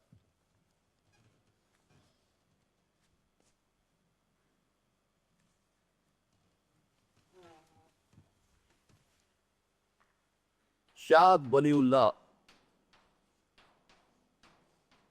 ان کے بیٹے شاہ عبدالعزیز، ان کے شاگرد سید احمد، بریلوی۔ شاہ ولی اللہ کے ایک اور بیٹے شاہ عبد الغنی، ان کے بیٹے شاہ اسماعیل شہید۔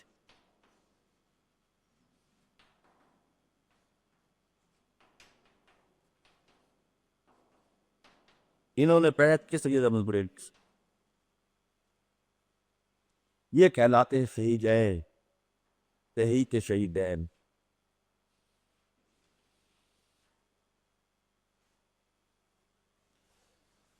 شاہ اسماعیل بہت بڑے عالم تھے، جبکہ سید احمد بریلوی عالم نہیں تھے۔ انہیں تو صرف ترجمہ قرآن جو ہے شاہ عبد العزیز نے پڑھایا، جیسے کہ شاہ صاحب نے وصیت کی تھی۔ اس کے بعد جب علوم پڑھانے کی کوشش کی تو ان کا دماغ چلا ہی نہیں۔ تو شاہ عبد القادر نے یہ کہا بھائی جان سے، اپنے بڑے بھائی سے، شاہ عبد العزیز سے، کہ بھائی جان اللہ تعالیٰ نے ان کو کسی اور کام کے لیے پیدا کیا ہے، آپ یہ تعلیم والیم ان کی اپنا وقت ضائع نہ کریں اور ان کے اوپر بھی کوئی مصیبت نہ ڈالیں۔ پھر انہوں نے جہاد کی طرف آغاز کیا۔ پہلے امیر محمد خان کے ساتھ مل کر انگریزوں کے خلاف جہاد کرتے رہے۔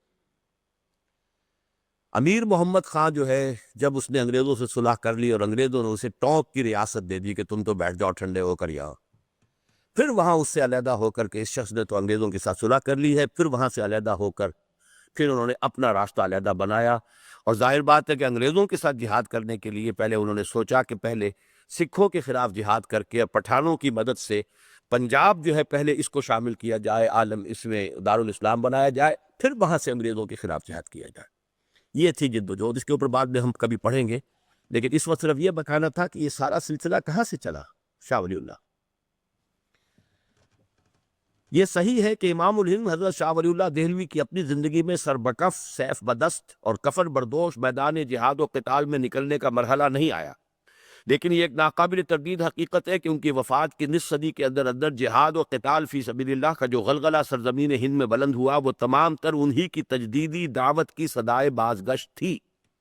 اس لیے کہ خود حضرت سید احمد بریلوی بھی خانوادہ ولی اللہ ہی کے زیر تربیت یافتہ تھے، اور ان کے دستے راست تو تھے ہی شاہ اسماعیل شہید، ابن شاہ عبد الغنی، ابن شاہ ولی اللہ دہلوی۔ اور اگرچہ انجام کار کے اعتبار سے ہندوستان کی یہ پہلی اسلامی تحریک شعلہ مستعجل کا مصداق بن گئی۔ شعلہ مستعجل، وہ شعلہ جو جلدی سے بجھ جاتا ہے۔ اگر آپ کے اندر ہمت ہے تو یاد کیجئے، یہ مسئلہ ہے بہت عمدہ۔ کسی بھی چیز کو وعدے کرنے کے لیے تھی تو اچھی، لیکن جلدی ختم ہوگی۔ خوش تنقشیب ولی سوڑ مستعدم بو۔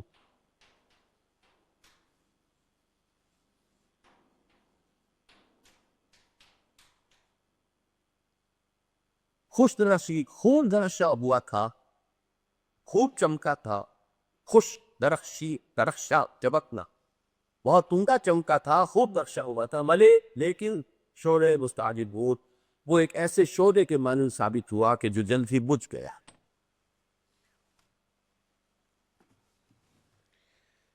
لیکن اس کی خوش درخشیدگی یقیناً ہر شک و شبے سے بالاتر ہے، یہاں تک کہ واقعہ یہ کہ اس تحریک جہاد کے وابستگان کے ایمان و یقین، ذوق و شوق اور جوش و خروش کے تذکرے سے بے اختیار صحابہ کرام یاد آ جاتے، اور سخت حیرت ہوتی ہے کہ ایسی چنگاری بھی یارب اپنی خاکستر میں تھی۔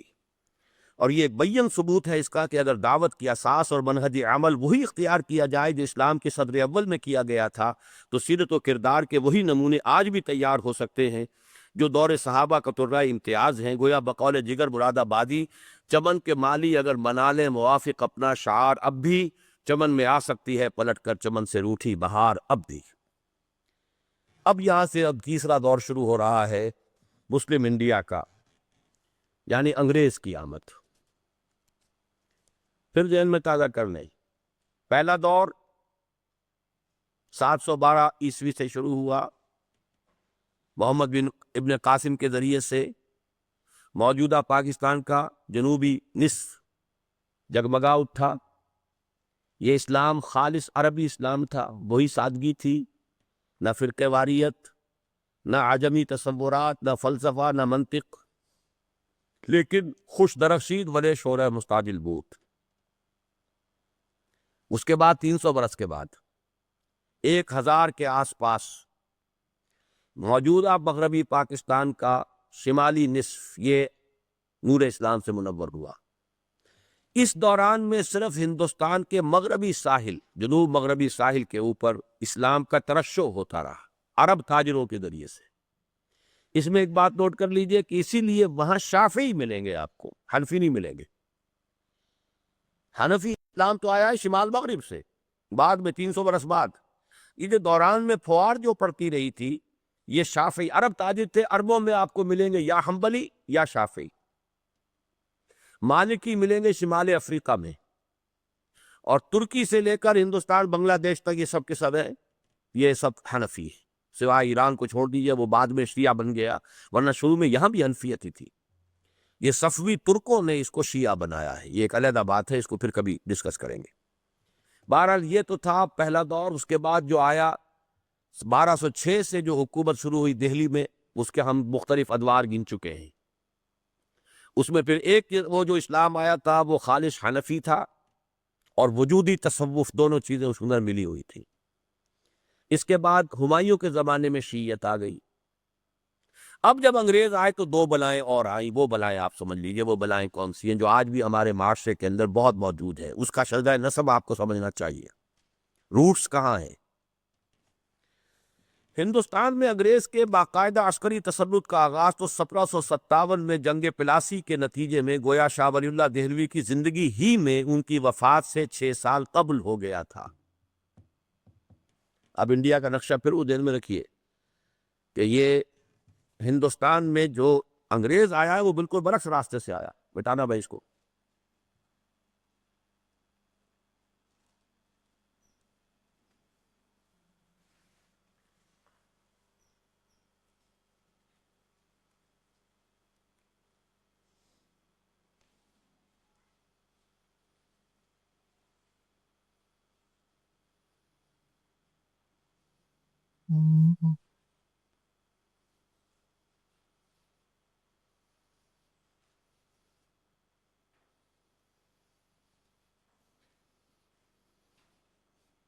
یہ کبھی ہندوستان ہوتا تھا، کشمیر، یہ پاکستان، یہ جنوبی پاکستان، یہ شمالی پاکستان۔ یہاں پر عرب تاجروں کے ذریعے سے اسلام آیا، وہ شافعی اسلام تھا۔ یہاں سے اسلام آیا، اور ہندوستان میں ہمیشہ سے حملہ آور ادھر سے آتے تھے۔ پہلی مرتبہ ہوا ہے کہ یہاں سے افروغ ہوا انگریز، اور یوں بڑھا، اور لاسٹ اور آیا رہی پنجاب اور سرو ہوئی۔ یہ بالکل برعکس۔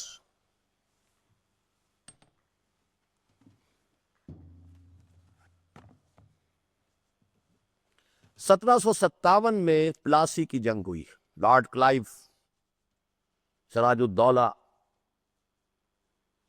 اور ایک جو غداری کی شیعہ نے میر جعفر، اس کے نتیجے میں انگریزوں کی حکومت قائم ہوئی۔ اب 1757 اور شاہ صاحب کا انتقال 1763، اس کو کوریلیٹ کرتے جائیے۔ اب گویا کہ 6 سال کے بچے تھے شاہ صاحب، شاہ ولی اللہ دہلوی، جبکہ انگریز نے قدم جما لیے تھے ہندوستان میں، بنگال میں۔ جی جی کس کی؟ ہاں 6 سال عمر میں بقایا تھا، ٹھیک۔ وفات سے 6 سال قبل ہو گیا تھا، تاہم اسے ایک باضابطہ کل ہند سلطنت بننے میں پوری 1 صدی لگی، 1857۔ یہاں تک کہ 1857 کے غدر یا بغاوت کی صورت میں آخری ہچکی لے کر ہندوستان میں مسلمانوں کی حکومت کا 650 سالہ دور ختم ہو گیا، اور تاریخ ہند کے برطانوی دور کا آغاز ہو گیا، ٹھیک۔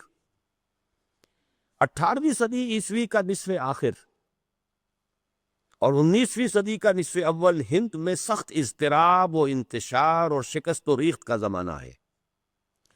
جب ایک نظام ٹوٹ رہا، مسلمانوں کی حکومت ختم ہو رہی ہے، دوسرا نظام آ رہا ہے، تو وہ تو پھر افراتفری اور شکست و ریخت اور کیوس اور اسی طرح کا دور تھا۔ جس میں مسلمان بالخصوص حد درجے مایوسی اور دل شکستگی کا شکار رہے۔ ظاہر بات ہے کہ ایک قوم تخت حکومت سے پٹک دی جائے، نیچے گرا دی جائے، تو مایوسی، دل شکستگی، فرسٹریشنز، ڈیفیٹزم، اور یہ ڈیفیٹسٹ مینٹیلٹی بھی پھر پیدا ہوتی ہے۔ مایوسی کے اس غلبے میں جبکہ حالت یہ ہوتی ہے کہ آرزو اول تو پیدا ہو نہیں سکتی، کہیں اور ہو جائے تو مر جاتی ہے یا رہتی ہے خام۔ ظاہر ہے کہ تحریک شہیدین ایسی پرعزیمت دعوت کا پنپنا اور کامیاب ہونا آسان نہ تھا۔ اٹھ تو گئی وہ دعوت، لیکن اس کی کامیابی آسان نہیں تھی، اس لیے کہ ماحول پر تو دل شکستگی طاری ہے، فرسٹریشن ہے، مایوسی ہے، بددلی ہے، اور اخلاقی زوال انتہا کو پہنچا ہوا تھا، اختلاف اور افتراق تھا، طوائف الملوکی تھی، تبھی تو انگریز فتح کرتا چلا آیا۔ کہاں سے 7 سمندر پار سے، ہزاروں میل دور سے قوم آ رہی ہے، کتنی لمبی سپلائی لائن ہے اس کی، اور وہ فتح کرتا چلا جا رہا، آگے بڑھتا چلا جا رہا۔ تو ان حالات میں ظاہر بات ہے کہ وہ خوش درخشید ولے شعلہ مستعجل وود ہی ہو سکتا تھا کہ دعوت تو اٹھ کھڑی ہوئی لیکن وہ پنپ نہیں سکتی تھی۔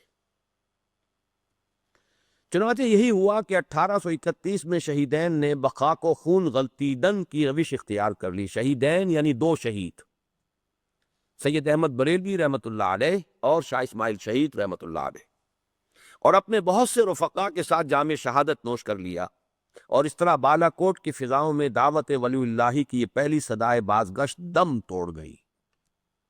اور بعد میں اگرچہ مجاہدین مسلسل من اثر نو جلوہ دہم دارو رسن را، یہ کیا سمجھ میں آ گیا؟ یہ کیا ہے؟ فارسی نہیں آتی بالکل؟ آپ لوگوں کو پڑھائی نہیں فارسی کچھ بھی نہیں؟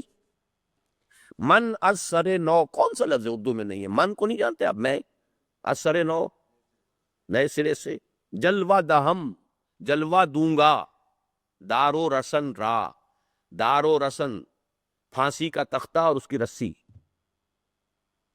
پھانسی پر چڑھ جانا، جیسے کہ انا الحق کہہ کر کبھی جو منصور تھا وہ پھانسی چڑھ گیا تھا، ایسے ہی من اثر نو جلوہ دہم دارو رسن را پر عمل پیرا رہے۔ اور ان کی مسائی اس لیے کہ اس کے بعد جو ہے یہ کالا پانی اور مولانا جعفر ٹھانیسری اور ان کی جو تحریکیں چلیں اور ان کو پکڑ پکڑ کر اور انگریزوں نے جو ہے وہ انڈمان جزائر کالا پانی کے اندر پھینکا، بہت سے مسلمانوں کو جو بہار کے تھے خاص طور پر بہت پرجوش تھے، انہیں جہازوں میں بھر بھر کر لے جا کر جو ہے وہ ویسٹ انڈیز اصل میں جو وہاں پر جو اب بھی مسلمان ملتے ہیں وہ سب کے سب بہاری ہیں، یہاں سے لا کے وہاں پہ پھینک دیا جزیروں کے اندر ان کو۔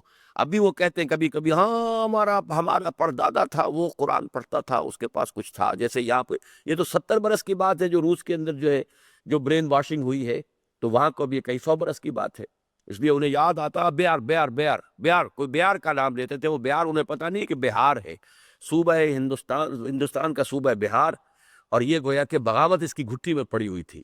شہیدین کی تحریک کے بہت سے اثرات بعد میں وہاں جمع ہوئے۔ عظیم آباد جو پٹنہ کا پرانا نام تھا وہ اس بغاوت کا بہت بڑا مرکز بن گیا تھا۔ بہرحال یہ باتیں اب میں اور کیا کیا پڑھاؤں گا آپ کو، میں سمجھ میں تو نہیں آ رہا ہے کہ ساری چیزیں آپ سمجھیں گے نہیں تو پتہ کیا ہوگا کہ اس ہندوستان کی تاریخ کیا ہے، پیچھے ہے کیا، ہم کن روایات کے امین ہیں، ہمارے پیچھے کتنی درخشاں روایات ہے۔ کبھی یہ نوجوان مسلم تدبر بھی کیا تو نے، وہ کیا گردوں تھا تو جس کا ایک ٹوٹا ہوا تارا۔ تو تحریک شہیدین پر 3 والیومز لکھے ہیں مولانا غلام رسول مہر نے، 3 والیومز، تحریک مجاہدین اور کچھ اس طرح سے 3 نام مختلف ہے اس کے، لیکن یہ کہ ہمت ہو تو پڑھیے ان چیزوں کو۔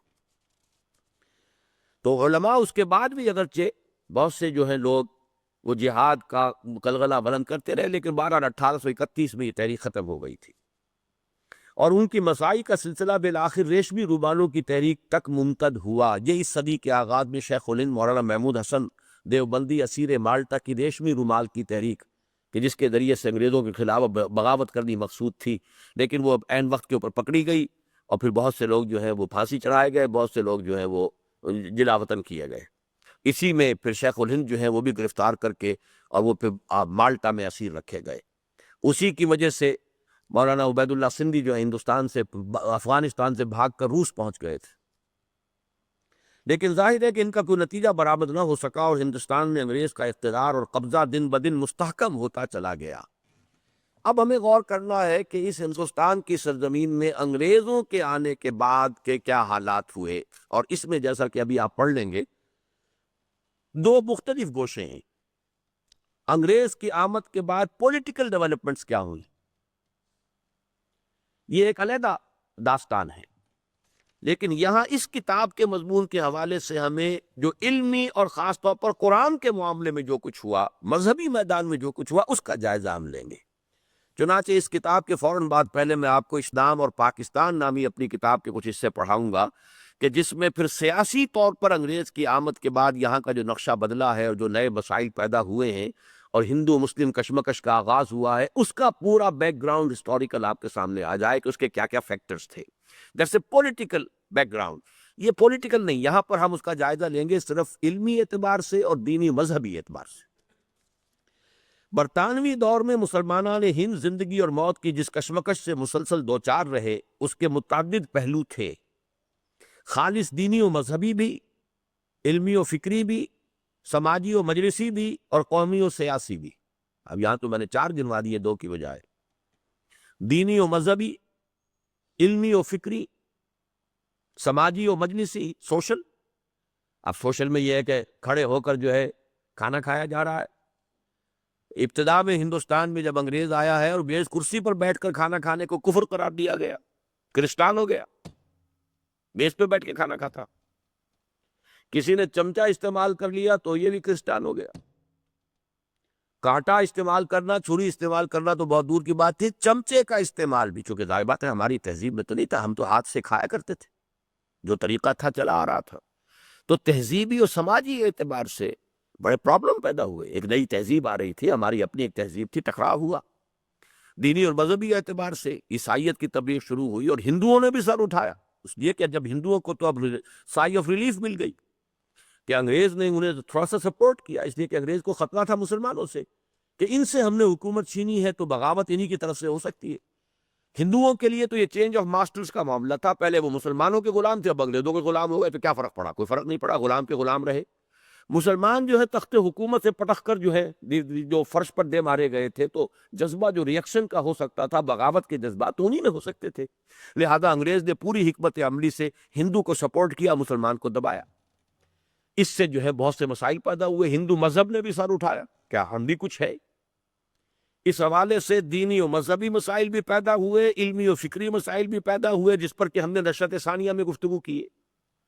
سماجی اور مجلسی مسائل بھی پیدا ہوئے اور قومی اور سیاسی مسائل بھی پیدا ہوئے۔ ان میں سے اس وقت ہماری گفتگو خالص دینی و مذہبی کشمکش تک محدود ہے۔ قومی اور سیاسی کشمکش کے بارے میں ہم نے 1967 میں انہی صفحات میں تفصیل کے ساتھ اظہار رائے کیا تھا، یعنی میثاقی میں میں نے یہ مضامین لکھے تھے۔ یہ مضامین اسلام اور پاکستان کے زیر عنوان کتابی صورت میں شائع کیے جا چکے ہیں، لہذا آج کے اس چیپٹر کے بعد ہم یہاں سے گویا کہ یہ سمجھیے کہ مسلم انڈیا کی تاریخ کو اب 2 حصوں میں تقسیم کر لیجئے۔ اب تک ہم ایک ہی شکل میں لے کر آ رہے تھے، مذہبی، سیاسی، سماجی، سب چیزیں ایک تھی۔ اب یہ ہے کہ ہمارا مطالعہ جو ہے مذہبی اور اعتقادی اعتبار سے یہ تو آج اس چیپٹر کی شکل میں آگے بڑھے گا، اور سیاسی اور قومی اعتبار سے یہ مختلف چیپٹر کی شکل میں ہمارے زیر مطالعہ وہ بات آئے گی۔ مزید برآں یہ چومکھی جنگ مسلمانوں کو بے وقت 2 دشمنوں سے لڑنی پڑی، یعنی انگریزوں سے بھی اور ہندوؤں سے بھی، اور جیسا کہ بالعموم ہوتا ہے اس میں اولاً مسلمانوں کو مدافعت ہی پر اکتفا کرتے بنی، اور ایک طویل عرصے کے بعد ہی یہ صورت پیدا ہو سکی کہ قدم جما کر کسی مثبت اساس پر تعمیر جدید کی کوشش شروع کر سکیں۔ بات سمجھ میں آ گئی کہ اب ہمارے اوپر 2 یلغاریں ہوئی، ایک عیسائی مشنریز کی، عیسائی بنانے کے لیے، ایک ہندو نے بھی سر اٹھایا۔ ان دونوں کا جارحانہ انداز تھا اور مسلمانوں کا مدافعانہ انداز تھا۔ تھکے ہوئے تو تھے ہی، پیٹا ہوا مورا، شکست خوردہ ذہنیت، تو جو بھی کچھ کر سکتے تھے وہ تھوڑا بہت جو ہے وہ ڈیفنس کا۔ اس کے بہت عرصے کے بعد پھر اس کے اندر جو ہے استقامت پیدا ہوئی اور پھر جوابی حملہ بھی ہوا۔ خالص مذہبی میدان میں مسلمانوں کو سب سے پہلے عیسائی مشنریوں کی یلغار سے سابقہ پیش آیا۔ 1826 میں Heber Lord Bishop of Calcutta نے برارسائی دہلی، بمبئی تک پورے ہندوستان کا دورہ کرنے کے بعد اعلان کیا کہ ہم نے اچھی طرح دیکھ لیا ہے کہ مسلمانان ہند میں نہ کوئی مذہبی جذبہ باقی رہا ہے، نہ سیاسی قوت، لہذا عیسائیوں کو کھل کر اپنے مذہب کی تبلیغ کرنی چاہیے۔ یہ ہے Heber Lord Bishop of Calcutta, 1826۔ اس نے سفر کیا کلکتے سے دلی، دلی سے بامبے، گویا کہ تقریباً پورا ہندوستان دیکھ لیا۔ اس کے بعد اس نے ڈکلیئر کیا کہ ہم نے خوب جائزہ لے لیا، مسلمانوں میں جان نہیں ہے، لہذا اب عیسائی مشنریز کو کھل کر پوری قوت کے ساتھ اپنی تبلیغ کرنی چاہیے، لہذا عیسائیوں کو کھل کر اپنے مذہب کی تبلیغ کرنی چاہیے۔ چنانچہ عیسائی پادری چاروں طرف سے ٹوٹ پڑے اور نوبت بہیجا رسید کہ جامع مسجد دہلی کی سیڑھیوں پر بھی عیسائیت کی تبلیغ ہونے لگی۔ تب وہی سنت الہی ظاہر ہوئی کہ خون اسرائیل آ جاتا ہے آخر جوش میں، توڑ دیتا ہے کوئی موسیٰ طلسم سامری۔ اور یہ سعادت اسی خطے کے حصے میں آئی جس میں علم و حکمت ولی اللہ کے چشمے بہہ رہے تھے کہ ضلع مظفر نگر کے قصبہ کیرانہ سے مولانا رحمت اللہ نامی شخصیت ابری، جس نے پادری فینڈر کی کتاب میزان الحق کا دندان شکن اور مسکت جواب اظہار الحق کے نام سے تحریر کیا۔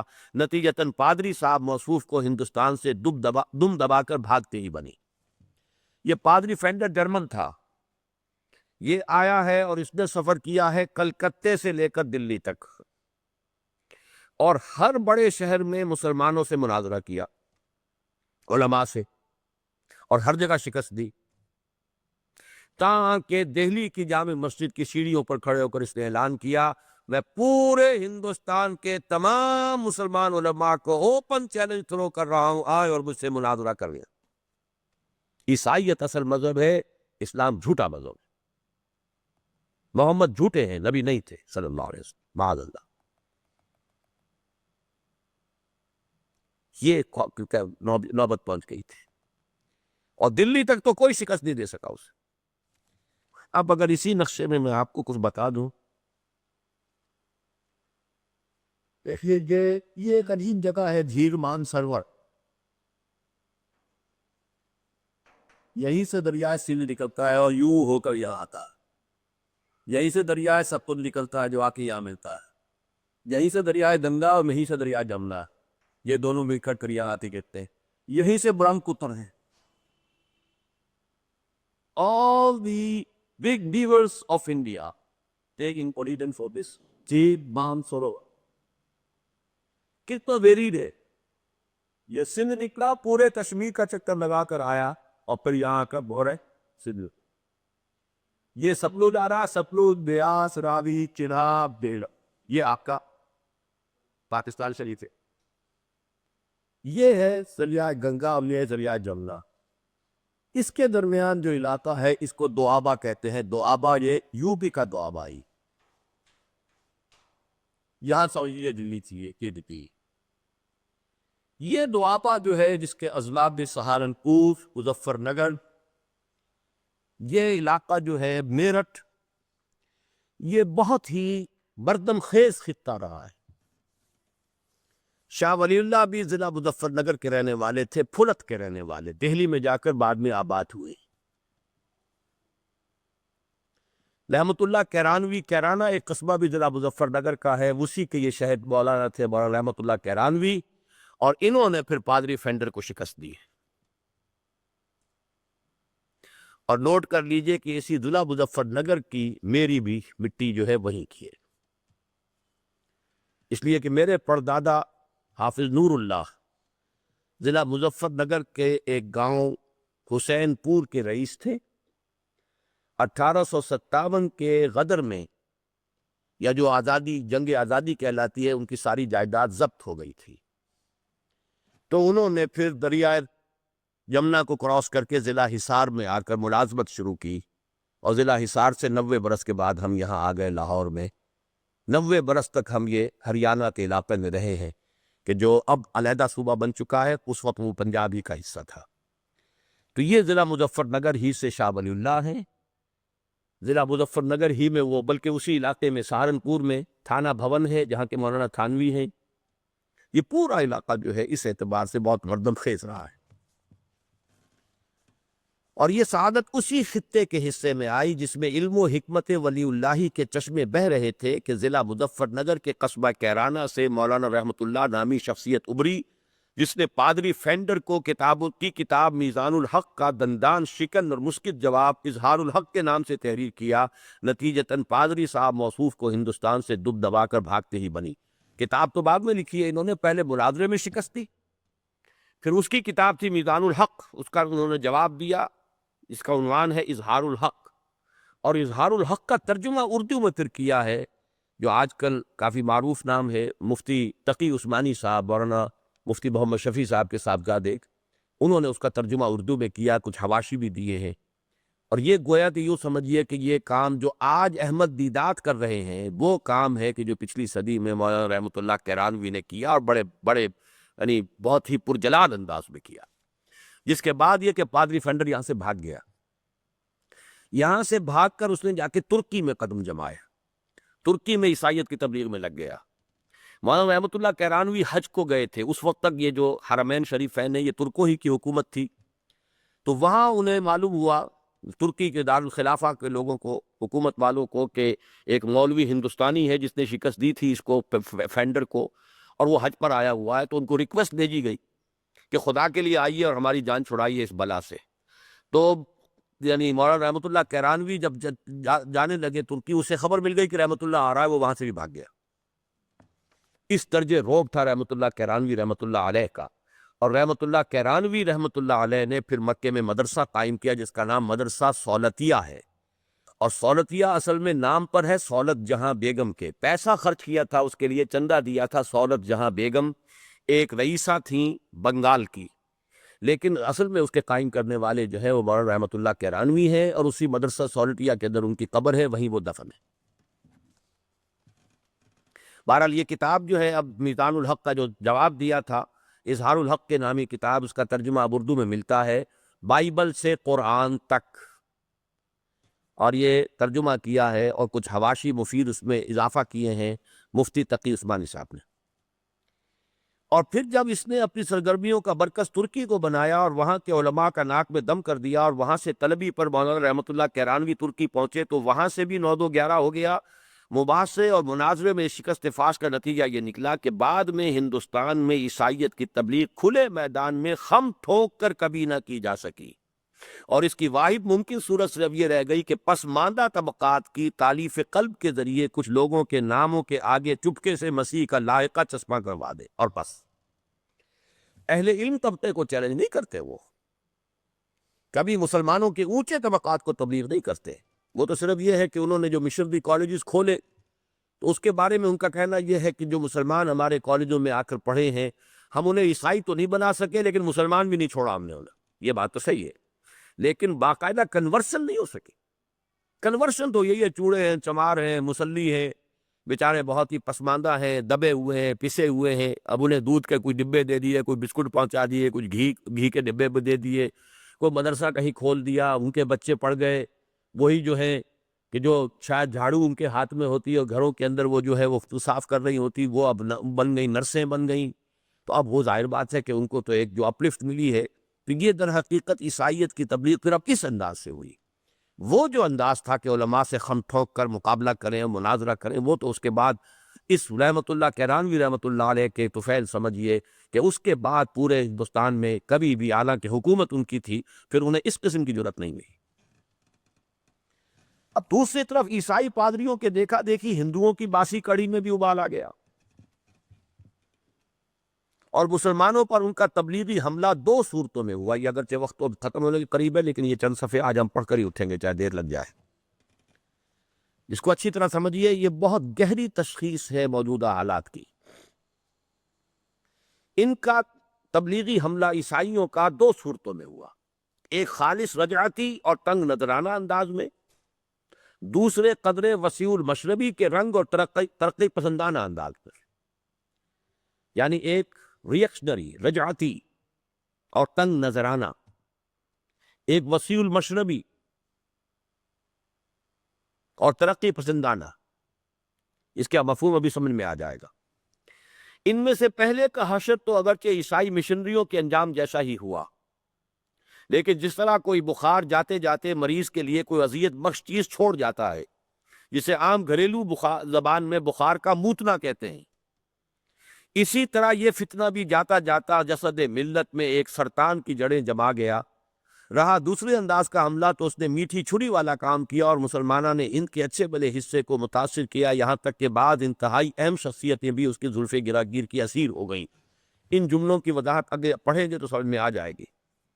اول ذکر حملہ یعنی فارمر جو ہے، جس میں کہ تنگ نظری بھی تھی اور جارحانہ انداز تھا اور ریئیکشنری انداز تھا، آریہ سماجیوں کی جانب سے تھا۔ آریہ سماج قائم ہوا 1865۔ سوامی دیانند سرسوتی، جس کو عام طور پر لوگ سرسوتی پڑھ لیتے ہیں، یہ اس کے بانی ہے، دیانند سرسوتی۔ اس شخص نے ستیارتھ پرکاش لکھی، تمام مذاہب کی نفی کی اور قرآن مجید کے اوپر وہ تنقید، غلیظ تنقید کی ہے۔ اس کا 14واں باب مشہور ہو گیا تھا، ستیارتھ پرکاش کا 14واں باب، قرآن مجید پر اس نے حملے کیے، اپنے خیال کے مطابق تضادات اور بالکل احمقانہ باتیں اور بالکل بے سر و پا جو ہیں باتیں جو ہے اس نے اپنے خیال میں 14ویں باب میں، 14واں باب ستیارتھ پرکاش کا مسلمانوں کے لیے نہایت سوہانے روح بن گیا تھا۔ اول ذکر حملہ آریہ سماجیوں کی جانب سے تھا، جنہوں نے 1865 ہی کے لگ بھگ مسلمانوں کو للکارنا شروع کر دیا تھا، اور 1875 میں سوامی دیانند سرسوتی کی تصنیف ستیارتھ پرکاش کی اشاعت سے تو گویا یہ فتنہ عروج کو پہنچ گیا تھا۔ ان کے جواب کے لیے علماء حق بھی میدان میں آئے، لیکن بدقسمتی سے اس میدان میں نمایاں حیثیت آن جہانی غلام احمد قادیانی کو حاصل ہو گئی۔ Ghulam Ahmad Qadiani started his career as a مناظر، عیسائیوں کے خلاف بھی مناظرے کیے اور آریہ سماجیوں کے خلاف بھی مناظرے کیے۔ ہمارے علماء عام طور پر نہ انہوں نے بائبل پڑھی تھی کہ عیسائیوں کے ساتھ مناظرہ کر سکے، نہ بائبل کی تاریخ سے واقف تھے۔ وہ تو یہ کہ ایک ایکسیپشن نکل آئی مولانا رحمۃ اللہ کرانوی صاحب کی۔ اسی طریقے سے انہوں نے یہاں ہندوؤں کے نہ وید پڑھے نہ ان کی کتابیں پڑھی، تو جوابی حملہ کیسے کرے؟ اس جوابی حملے کی جو ہے کچھ صلاحیت پیدا ہوئی اس شخص کے اندر، غلام احمد قادیانی میں۔ اس نے کئی مناظروں میں آریہ سماجیوں کو شکست فاش دی۔ نتیجہ یہ ہوا کہ مسلمانوں کا ہیرو بن گیا۔ ظاہر بات ہے کہ آریہ سماجیوں کے جو حملے ہو رہے تھے اس کے مقابلے میں اگر مسلمانوں اسلام کی طرف سے دفاع کیا اور مناظروں میں شکست دی تو مسلمانوں کا ہیرو بن گیا کہ نہیں بن گیا؟ اسی نے در حقیقت اس کے دماغ میں وہ خناس پیدا کیا، وہ تکبر پیدا کیا، وہ اپنے کچھ ہونے کا احساس پیدا کیا، بڑھتے بڑھتے بیماری، مجدد ہونے کا دعویٰ کیا، مسیح ہونے کا دعویٰ کیا، یہاں تک کہ نبی ہونے کا دعویٰ کر کے اس کو میں نے کہا تھا کہ یہ بخار موتنا جو ہوتا ہے، ملیریا کے بعد جو چھالے نکل آتے ہیں، اور یہ کہ وہ آریہ سماجیوں کے حملے میں جوابی جو کارروائی کی مسلمانوں نے، اس میں یہ ہے کہ وہ آریہ سماجیوں کا حملہ تو ختم ہو گیا، لیکن ایک لعنت جو قادیانیت کی ہے یہ گویا کہ اس کے باقیات و سیئات کی حیثیت سے یہ سرطان کا پھوڑا جسد ملی کے اندر، مسلمانوں کے جسم کے اندر اس کی جڑیں شروع ہو۔ اب سمجھ میں آ گئی وہ بات؟ ان میں سے پہلے کا حشر، وہ پچھلا پھر پڑھیے پچھلے صفحے پر، ان میں سے پہلے کا حشر تو اگرچہ عیسائی مشنریوں کے انجام جیسا ہی ہوا، یعنی شکست کھا گئے آریہ سماجی، لیکن جس طرح کوئی بخار جاتے جاتے مریض کے لیے کوئی اذیت بخش چیز چھوڑ جاتا ہے جسے عام گھریلو زبان میں بخار کا موتنا کہتے ہیں، اسی طرح یہ فتنہ بھی جاتے جاتے جسد ملت میں ایک سرطان کی جڑیں جما گیا۔ اس کی شرح یہ ہے کہ اول ذکر حملہ آریہ سماجیوں کی جانب سے تھا، جنہوں نے 1865 ہی کے لگ بھگ مسلمانوں کو للکارنا شروع کر دیا تھا، اور 1875 میں سوامی دیانند سرسوتی کی تصنیف ستیارتھ پرکاش کی اشاعت سے گویا یہ فتنہ عروج کو پہنچ گیا تھا۔ ان کے جواب کے لیے علماء حق بھی میدان میں آئے، لیکن بدقسمتی سے اس میدان میں نمایاں حیثیت آن جہانی غلام احمد قادیانی کو حاصل ہو گئی، جس نے 1883 میں اپنی تالیف سرمہ چشم آریہ ہی کے ذریعے وہ ہر دل عزیزی حاصل کی تھی جو اس کے ظرف سے بہت زیادہ ہونے کے باعث چھلک پڑی، نتیجتاً وہ خود بھی گمراہ ہوا اور دوسرے سینکڑوں اور ہزاروں کو بھی گمراہ کر گیا۔ کسی قوم کا محبوب بن جانا، آنکھوں کا تارا بن جانا، یہ بھی ایک بہت بڑا فتنہ ہوتا ہے کہ اگر انسان کا ظرف نہ ہو کہ اس کو اپنے اندر ہضم کر سکے تو پھر وہ دعوے کرنے شروع کر دیتا ہے۔ جیسے کہ شراب میں انسان بہک جاتا ہے، وہ بہکنا شروع ہوا اور بہکتے بہکتے یہاں تک کہ اس نے نبوت کا دعویٰ کر دیا۔ تو یہ تو پہلا حملہ تھا ریئیکشنری انداز کا، یعنی اسلام کو غلط ثابت کر کے اور اس کے خلاف حملہ کرنا۔ دوسرا حملہ کیا تھا جو وسیع المشربی کے انداز میں تھا؟ مؤخر الذکر حملہ برہمو سماج کی صورت میں سامنے آیا، یہ اس کا ذکر میں کل کر چکا ہوں، برمو سماج، یہ در حقیقت اسی قبیل کی شے ہے جس قبیل کی شے کہ اکبر کی دین الہی تھا۔ دین الہی اور برمو سماج ایک ہی شے ہے، جس کی تاسیس 1816 میں راجا رام موہن رائے، ولادت 1770 اور وفات 1833 نے کی تھی۔ عجیب بات یہ ہے کہ یہ انتہائی ذہین و فطین اور عالم و فاضل شخص بھی پہلے اسلام اور مسلمانوں کی جانب سے مدافعت کرتے ہوئے سامنے آیا۔ یہ شخص دنیا کی تمام چوٹی کی زبانوں کا ماہر تھا، سنسکرت، عربک، ہیبریو، لیٹن، چاروں امہات جو ہے سب کا ماہر، اس کے علاوہ فارسی اور یہ اردو اور یہ سب چیزوں کا ماہر۔ راجا رام موہن رائے بہت عظیم شخصیت۔ اس نے سب سے پہلے مسلمانوں کو عیسائی پادریوں سے بچانے لیے کتاب لکھی، تحفۃ الموحدین، فارسی زبان میں لکھی کہ مسلمانوں تمہیں کیا ہو گیا، تثلیث کے آگے شکست کھا رہے، تم موحد ہو اور تثلیث سے شکست کھا رہے۔ اس نے گویا کہ توحید کی طرف سے تثلیث کی نفی کی ہے، تو ظاہر بات ہے مسلمانوں کی آنکھوں کا تارا بن جانا چاہیے تھا اسے، ہندو ہوتے ہوئے۔ عجیب بات یہ ہے کہ جیسے دیکھیے غلام احمد قادیانی ابھرا، آریوں کو شکست دی، مسلمانوں کی آنکھوں کا تارا بن گیا اور وہ کہیں سے کہیں پہنچ گیا، نبی بھی بن گیا۔ یہ اٹھا، اس نے بھی مسلمانوں کی طرف سے مدافعت کی عیسائیوں کے خلاف۔ عجیب بات یہ ہے کہ انتہائی ذہین و فطین اور عالم و فاضل شخص بھی پہلے اسلام اور مسلمانوں کی جانب سے مدافعت کرتے ہوئے سامنے آیا، چنانچہ اس نے مسلمانوں کو عیسائی مشنریوں کے حملے سے بچانے کے لیے تحفۃ الموحدین تصنیف کی اور اس طرح مسلمانوں میں ہردل عزیزی حاصل کر لی۔ بعد میں یہ شخص اپنشدوں کا پرچارک، ہندوستان کی عظمت و سطوت پارینہ کا نقیب اور ہندی نیشنلزم کا لمبردار بن کر سامنے آیا۔ اب یہ وہی جو دین الہی اور دین اکبری والا معاملہ۔ برہمو سماج، جیسا کہ میں نے کہا تھا نا کہ مجلس ایزدی، دین الہی یعنی اللہ کی طرف منسوب کرو صرف اپنے آپ کو، محمد، موسیٰ، عیسیٰ ان کو بھول جاؤ، کرشن ونشن سب کو بھول جاؤ، تو تب ایک ہو جاؤ گے، اللہ تو ایک ہے۔ اسی طرح برہمو سماج، برہما جو ہے، برہما آتا ہے خدا کے لیے، برہما، تو برہمو سماج یہ گویا کہ یہ بھی خدا کا سماج، خدائی برادری، مجلس ایزدی یا دین الہی، یہ ایک ہی چیز ہے، الفاظ کا فرق ہے۔ بعد میں یہ شخص اپنشدوں کا پرچارک، ہندوستان کی عظمت و سطوت پارینہ کا نقیب اور ہندی نیشنلزم کا علمبردار بن کر سامنے آیا، اور مسلمانان ہند کے دلوں میں نرم گوشہ پیدا کرنے کے لیے اس نے اکبر اعظم علیہ ما علیہ کے نقش قدم پر چلتے ہوئے دین الہی کے چربے کے طور پر وحدت ادیان کا فلسفہ ایجاد کیا، جس کے ناوک نے اچھے اچھوں کو زخمی کیا اور بڑے بڑوں کے دلوں کو چھید ڈالا۔ واقعہ یہ ہے کہ انڈین نیشنل کانگریس کی پوری تحریک اسی ایک شخص کے ذل اور بروز کی حیثیت رکھتی ہے، اور گاندھی جی کی شخصیت پر سب سے گہری چھاپ اسی کی نظر آتی ہے۔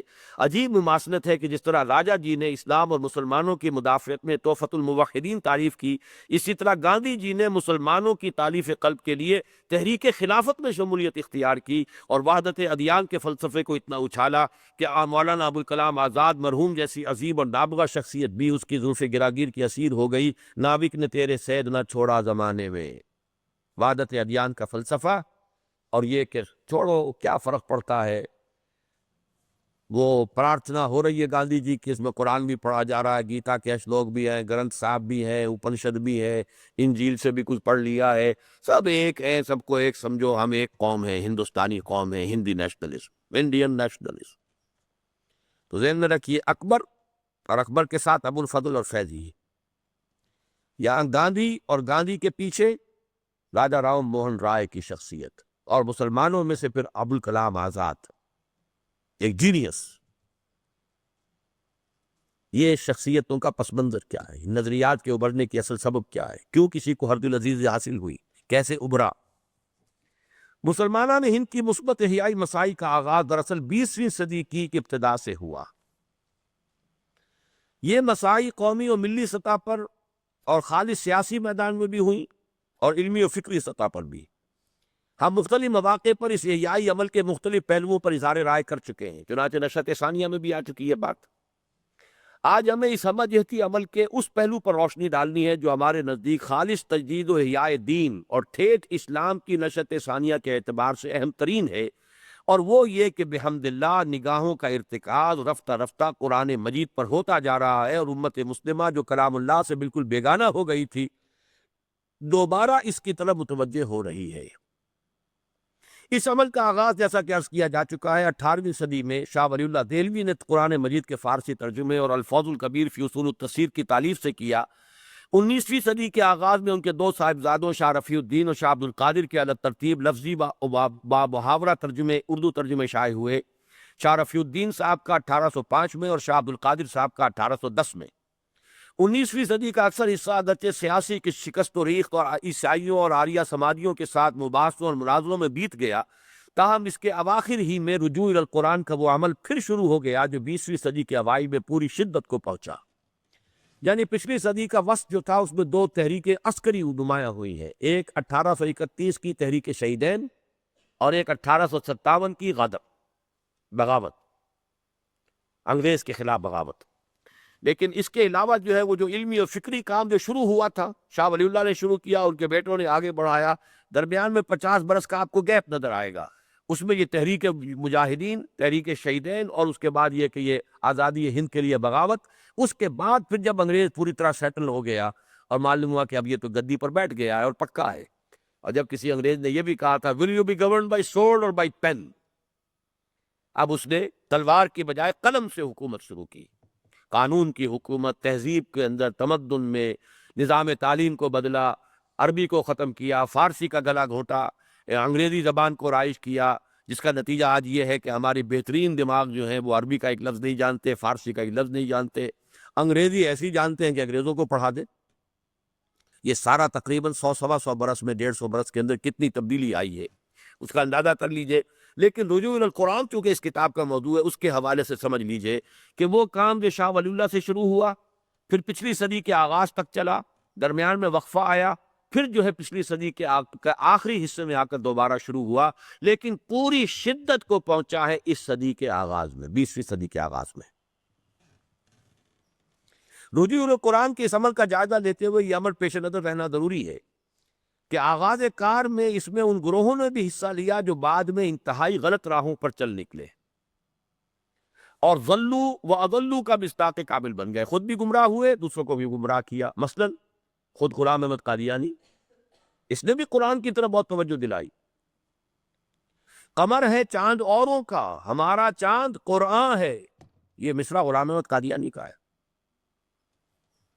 قمر ہے چاند اوروں کا، ہمارا چاند قرآن ہے، اور اے بے خبر بخدمت قرآن کمر بے بند ذا پیشتر کہ بانگ برایت فلا نمان، اے بے خبر قرآن مجید کی خدمت کے لیے کمر کش لے، اس سے پہلے کہ یہ آوازہ بلند ہو کہ فلاں شخص ختم ہو گیا، تیری موت ہی واقع ہو جائے، پھر کیا کرے گا؟ یہ نعرے لگائے ہیں اس نے غلام احمد قادیانی نے، لیکن یہ کہ بدبخت انسان خود بھی گمراہ ہوا، دوسروں کو بھی گمراہ کر گیا۔ اسی طرح منکرین سنت، منکرین حدیث، انہوں نے بھی قرآن کی طرف متوجہ کیا، لیکن اس کا نیگیٹو ایسپیکٹ یہ کہ حدیث سے اور سنت سے اور علماء جو ہیں اور اسلاف کے ساتھ کاٹ دیا۔ تو یہ دونوں گروہ جو ہیں نہایت گمراہ ہیں، نہایت یہ سمجھیے کہ گمراہ کن ہیں، لیکن انہوں نے بھی شروع میں قرآن کی طرف متوجہ کرنے کا کام کیا ہے۔ اس لیے یہ جو ایک جملہ ہے یہ بہت اہم ہے، اس کو اچھی طرح نوٹ کر لیجئے۔ رجوع الی القرآن کے اس عمل کا جائزہ لیتے ہوئے یہ امر پیش نظر رہنا ضروری ہے کہ آغاز کار میں اس میں ان گروہوں نے بھی حصہ لیا جو بعد میں انتہائی غلط راہوں پر چل نکلے اور ضلوا و اضلوا کا مصداق کامل بن گئے۔ ان میں وہ بھی ہیں جو ضلوا ضلالا بعیدا کی اس حد کو پہنچ گئے کہ امت کو مجبوراً ان کا تعلق اپنے سے منقطع کرنا پڑا، جیسے قادیانی، اور وہ بھی جن کی یا تو گمراہی اس درجے کی نہ تھی یا اہمیت اتنی نہ تھی کہ یہ انتہائی قدم اٹھایا جاتا، جیسے چکڑالوی اور پرویزی۔ تاہم چونکہ انہوں نے بھی قرآن حکیم کی جانب ارتکاز توجہ کے عمل میں صحیح یا غلط طور پر کچھ حصہ لیا ہے، لہذا ان کا ذکر کیا جا رہا ہے، اسے کسی بھی درجے میں ان کی تائید کے مترادف نہ سمجھا جائے۔ یعنی یہ کہ ڈی فیکٹو ایک پوزیشن ہے کہ انہوں نے بھی کچھ لوگوں کو قرآن مجید کے پڑھنے کی طرف جو ہے وہ راجع کیا ہے، رجوع ادھر کیا ہے ان کا، لیکن یہ کہ بہرحال پھر وہ اس کو گمراہی کی طرف لے گئے۔ ایسا ایک شخص ہے جو آج کل کراچی کے اندر کام کر رہا ہے، کیا نام ہے اس کا؟ شیخ محمد شیخ، وہ بھی انگریزی زبان اچھی بولتا ہے اور خاصا اس نے حلقہ کریٹ کر لیا اپنا، لیکن وہ سنت سے اور سارا اسلاف سے اور سارا جو فہم قرآن کا ہمارا پرانا ذخیرہ سب سے بری طریقے سے کاٹ رہا ہے لوگوں کو، اور نوجوانوں میں ہردل عزیز ہوتا چلا جا رہا۔ تو غلام احمد قادیانی کے اثرات کہاں تک پہنچے تھے تو آپ کو معلوم ہے، غلام احمد پرویز کے کہاں تک پہنچے اس کا تو آپ کو اندازہ ہی نہیں ہو سکتا۔ غلام احمد قادیانی جو ہے ایک ہی شخص ہے کہ جو انٹرنیشنل کورٹ آف جسٹس تک پہنچا ہے اور وہ بھی قادیانی تھا، ایک ہی شخص ہے جو سائنس کے میدان میں چلیے پورا نوبل پرائز نہ ملا لیکن کسی درجے میں نوبل پرائز کے اندر حصے دار بنا ہے، وہ بھی قادیانی۔ تو یہ جو تحریکیں ہیں ان کا پس منظر سمجھنے کی ضرورت ہے، کہاں سے ابھری پھر غلط رستے پر پڑ گئی۔ سب سے پہلے تو اندازہ کرنا چاہیے کہ گزشتہ صدی کے ربع آخر اور موجودہ صدی کے ربع اول میں ترجمہ و تفسیر قرآن کے ذیل میں بر صغیر پاک و ہند میں کس قدر کام ہوا ہے۔ اٹس امیزنگ، ذرا نوٹ کیجئے، یہ صرف فہرست ہے۔ سب سے پہلے سر سید احمد خان مرحوم نے 1875 میں اپنے ہفت روزہ اخبار تہذیب الاخلاق میں تفسیر قرآن کا سلسلہ شروع کیا، جو 11 سال میں 15 پاروں تک پہنچ کر رک گیا۔ 1903 میں ڈپٹی نذیر احمد صاحب کا ترجمہ شائع ہوا۔ 1906 میں مرزا حیرت دہلوی کا ترجمہ شائع ہوا۔ 1910 میں مولوی فتح محمد جالندری کا ترجمہ شائع ہوا۔ 1905 میں مولوی عبداللہ چکڑالوی کی تفسیر شائع ہوئی۔ 1911 میں مرزا ابو الفضل ایرانی شیعہ نے انگریزی میں ترجمہ کیا، اس کو دیکھ کر نواب عماد الملک بلگرامی نے اس سے بہتر ترجمہ شروع کیا، لیکن 16 پاروں تک ہی پہنچ پائے تھے کہ فوت ہو گئے، لہذا یہ نامکمل رہ گیا اور شائع نہ ہو سکا۔ 1906 میں مولانا اشرف علی تھانوی نے تفسیر بیان القرآن لکھنی شروع کی، جو 1915 میں مکمل ہوئی۔ 1920 کے لگ بھگ حضرت شیخ الہند مولانا محمود حسن دیوبندی کا ترجمہ ما مختصر حواشی شائع ہوا۔ حواشی سورۃ النساء تک حضرت شیخ الہند کے ہیں اور باقی مولانا شبیر احمد عثمانی کے۔ 1917 میں محمد علی لاہوری کا انگریزی ترجمہ قرآن ما مختصر حواشی شائع ہوا اور اسے اس قدر شہرت حاصل ہوئی کہ 1920 تک کل 3 برس میں اس کے 30,000 نسخے فروخت ہو گئے۔ English translation. مولوی محمد علی لاہوری جو قادیانی تھا، لیکن پھر یہ کہ قادیانیوں سے علیحدہ ہو کر اس نے لاہوری سیکٹ قائم کیا۔ یہ مرزا غلام احمد قادیانی کا پہلا جو خلیفہ تھا نور الدین حکیم نور الدین، وہ تو متفق علیہ تھا۔ دوسرا خلیفہ جو منتخب کیا گیا وہ یہ تھا مولوی محمد علی لاہوری، لیکن غلام احمد قادیانی کے بیٹے بشیر الدین محمود احمد نے اس خلاف بغاوت کر دی، اور چونکہ وہ بیٹا تھا اس کو باپ کے ساتھ نسبت زیادہ تھی، لہذا قادیانیوں کی مین باڈی نے اس کا ساتھ دیا تو وہ تو ہو گیا قادیانی۔ یہ پھر وہاں سے منتقل ہو کر لاہور آ گئے، یہاں انہوں نے اپنی لاہوری جماعت شروع کی تو یہ لاہوری فرقہ شروع ہو گیا، یہ قادیانیت کے 2 حصے بن گئے۔ پھر وہ قادیانی منتقل ہو کر ربوہ میں پہنچ گئے۔ اب ہمارے ہاں ربوائی قادیانی ہے اور لاہوری قادیانی ہے، تو یہ ہے گویا کہ ان کی تاریخ۔ ان میں یہ ہے مولوی محمد علی لاہوری جو لاہوری جماعت کا بانی ہے، اور ویسے یہ کہ غلام احمد قادیانی کا یہ خلیفہ نمبر 2 منتخب ہوا تھا، لیکن اس کے خلاف بغاوت کی غلام احمد قادیانی کے بیٹے بشیر الدین محمود احمد نے، نتیجتاً اسے اس جماعت سے نکل کر اپنی جماعت علیحدہ بنانی پڑی۔ لیکن اندازہ کیجئے کہ اس کے 30,000 نسخے 3 سال میں فروخت ہوئے۔ 1922 میں مولوی محمد علی لاہوری کی اردو تفسیر شائع ہوئی اور اس کا نام بھی بیان القرآن ہے۔ ظاہر ہے کہ یہ فہرست کسی طرح بھی مکمل نہیں کہلا سکتی، تاہم اس سے بخوبی اندازہ ہو جاتا ہے کہ قرآن مجید کے ساتھ اعتناء و التفات کا ایک سلسلہ گزشتہ صدی کے اواخر سے شروع ہو گیا تھا، اور اس صدی کے ربع اول کے ختم ہونے تک خاصی دلچسپی مسلمانان ہند کو قرآن حکیم اور اس کے علوم و معارف کے ساتھ پیدا ہو چکی تھی۔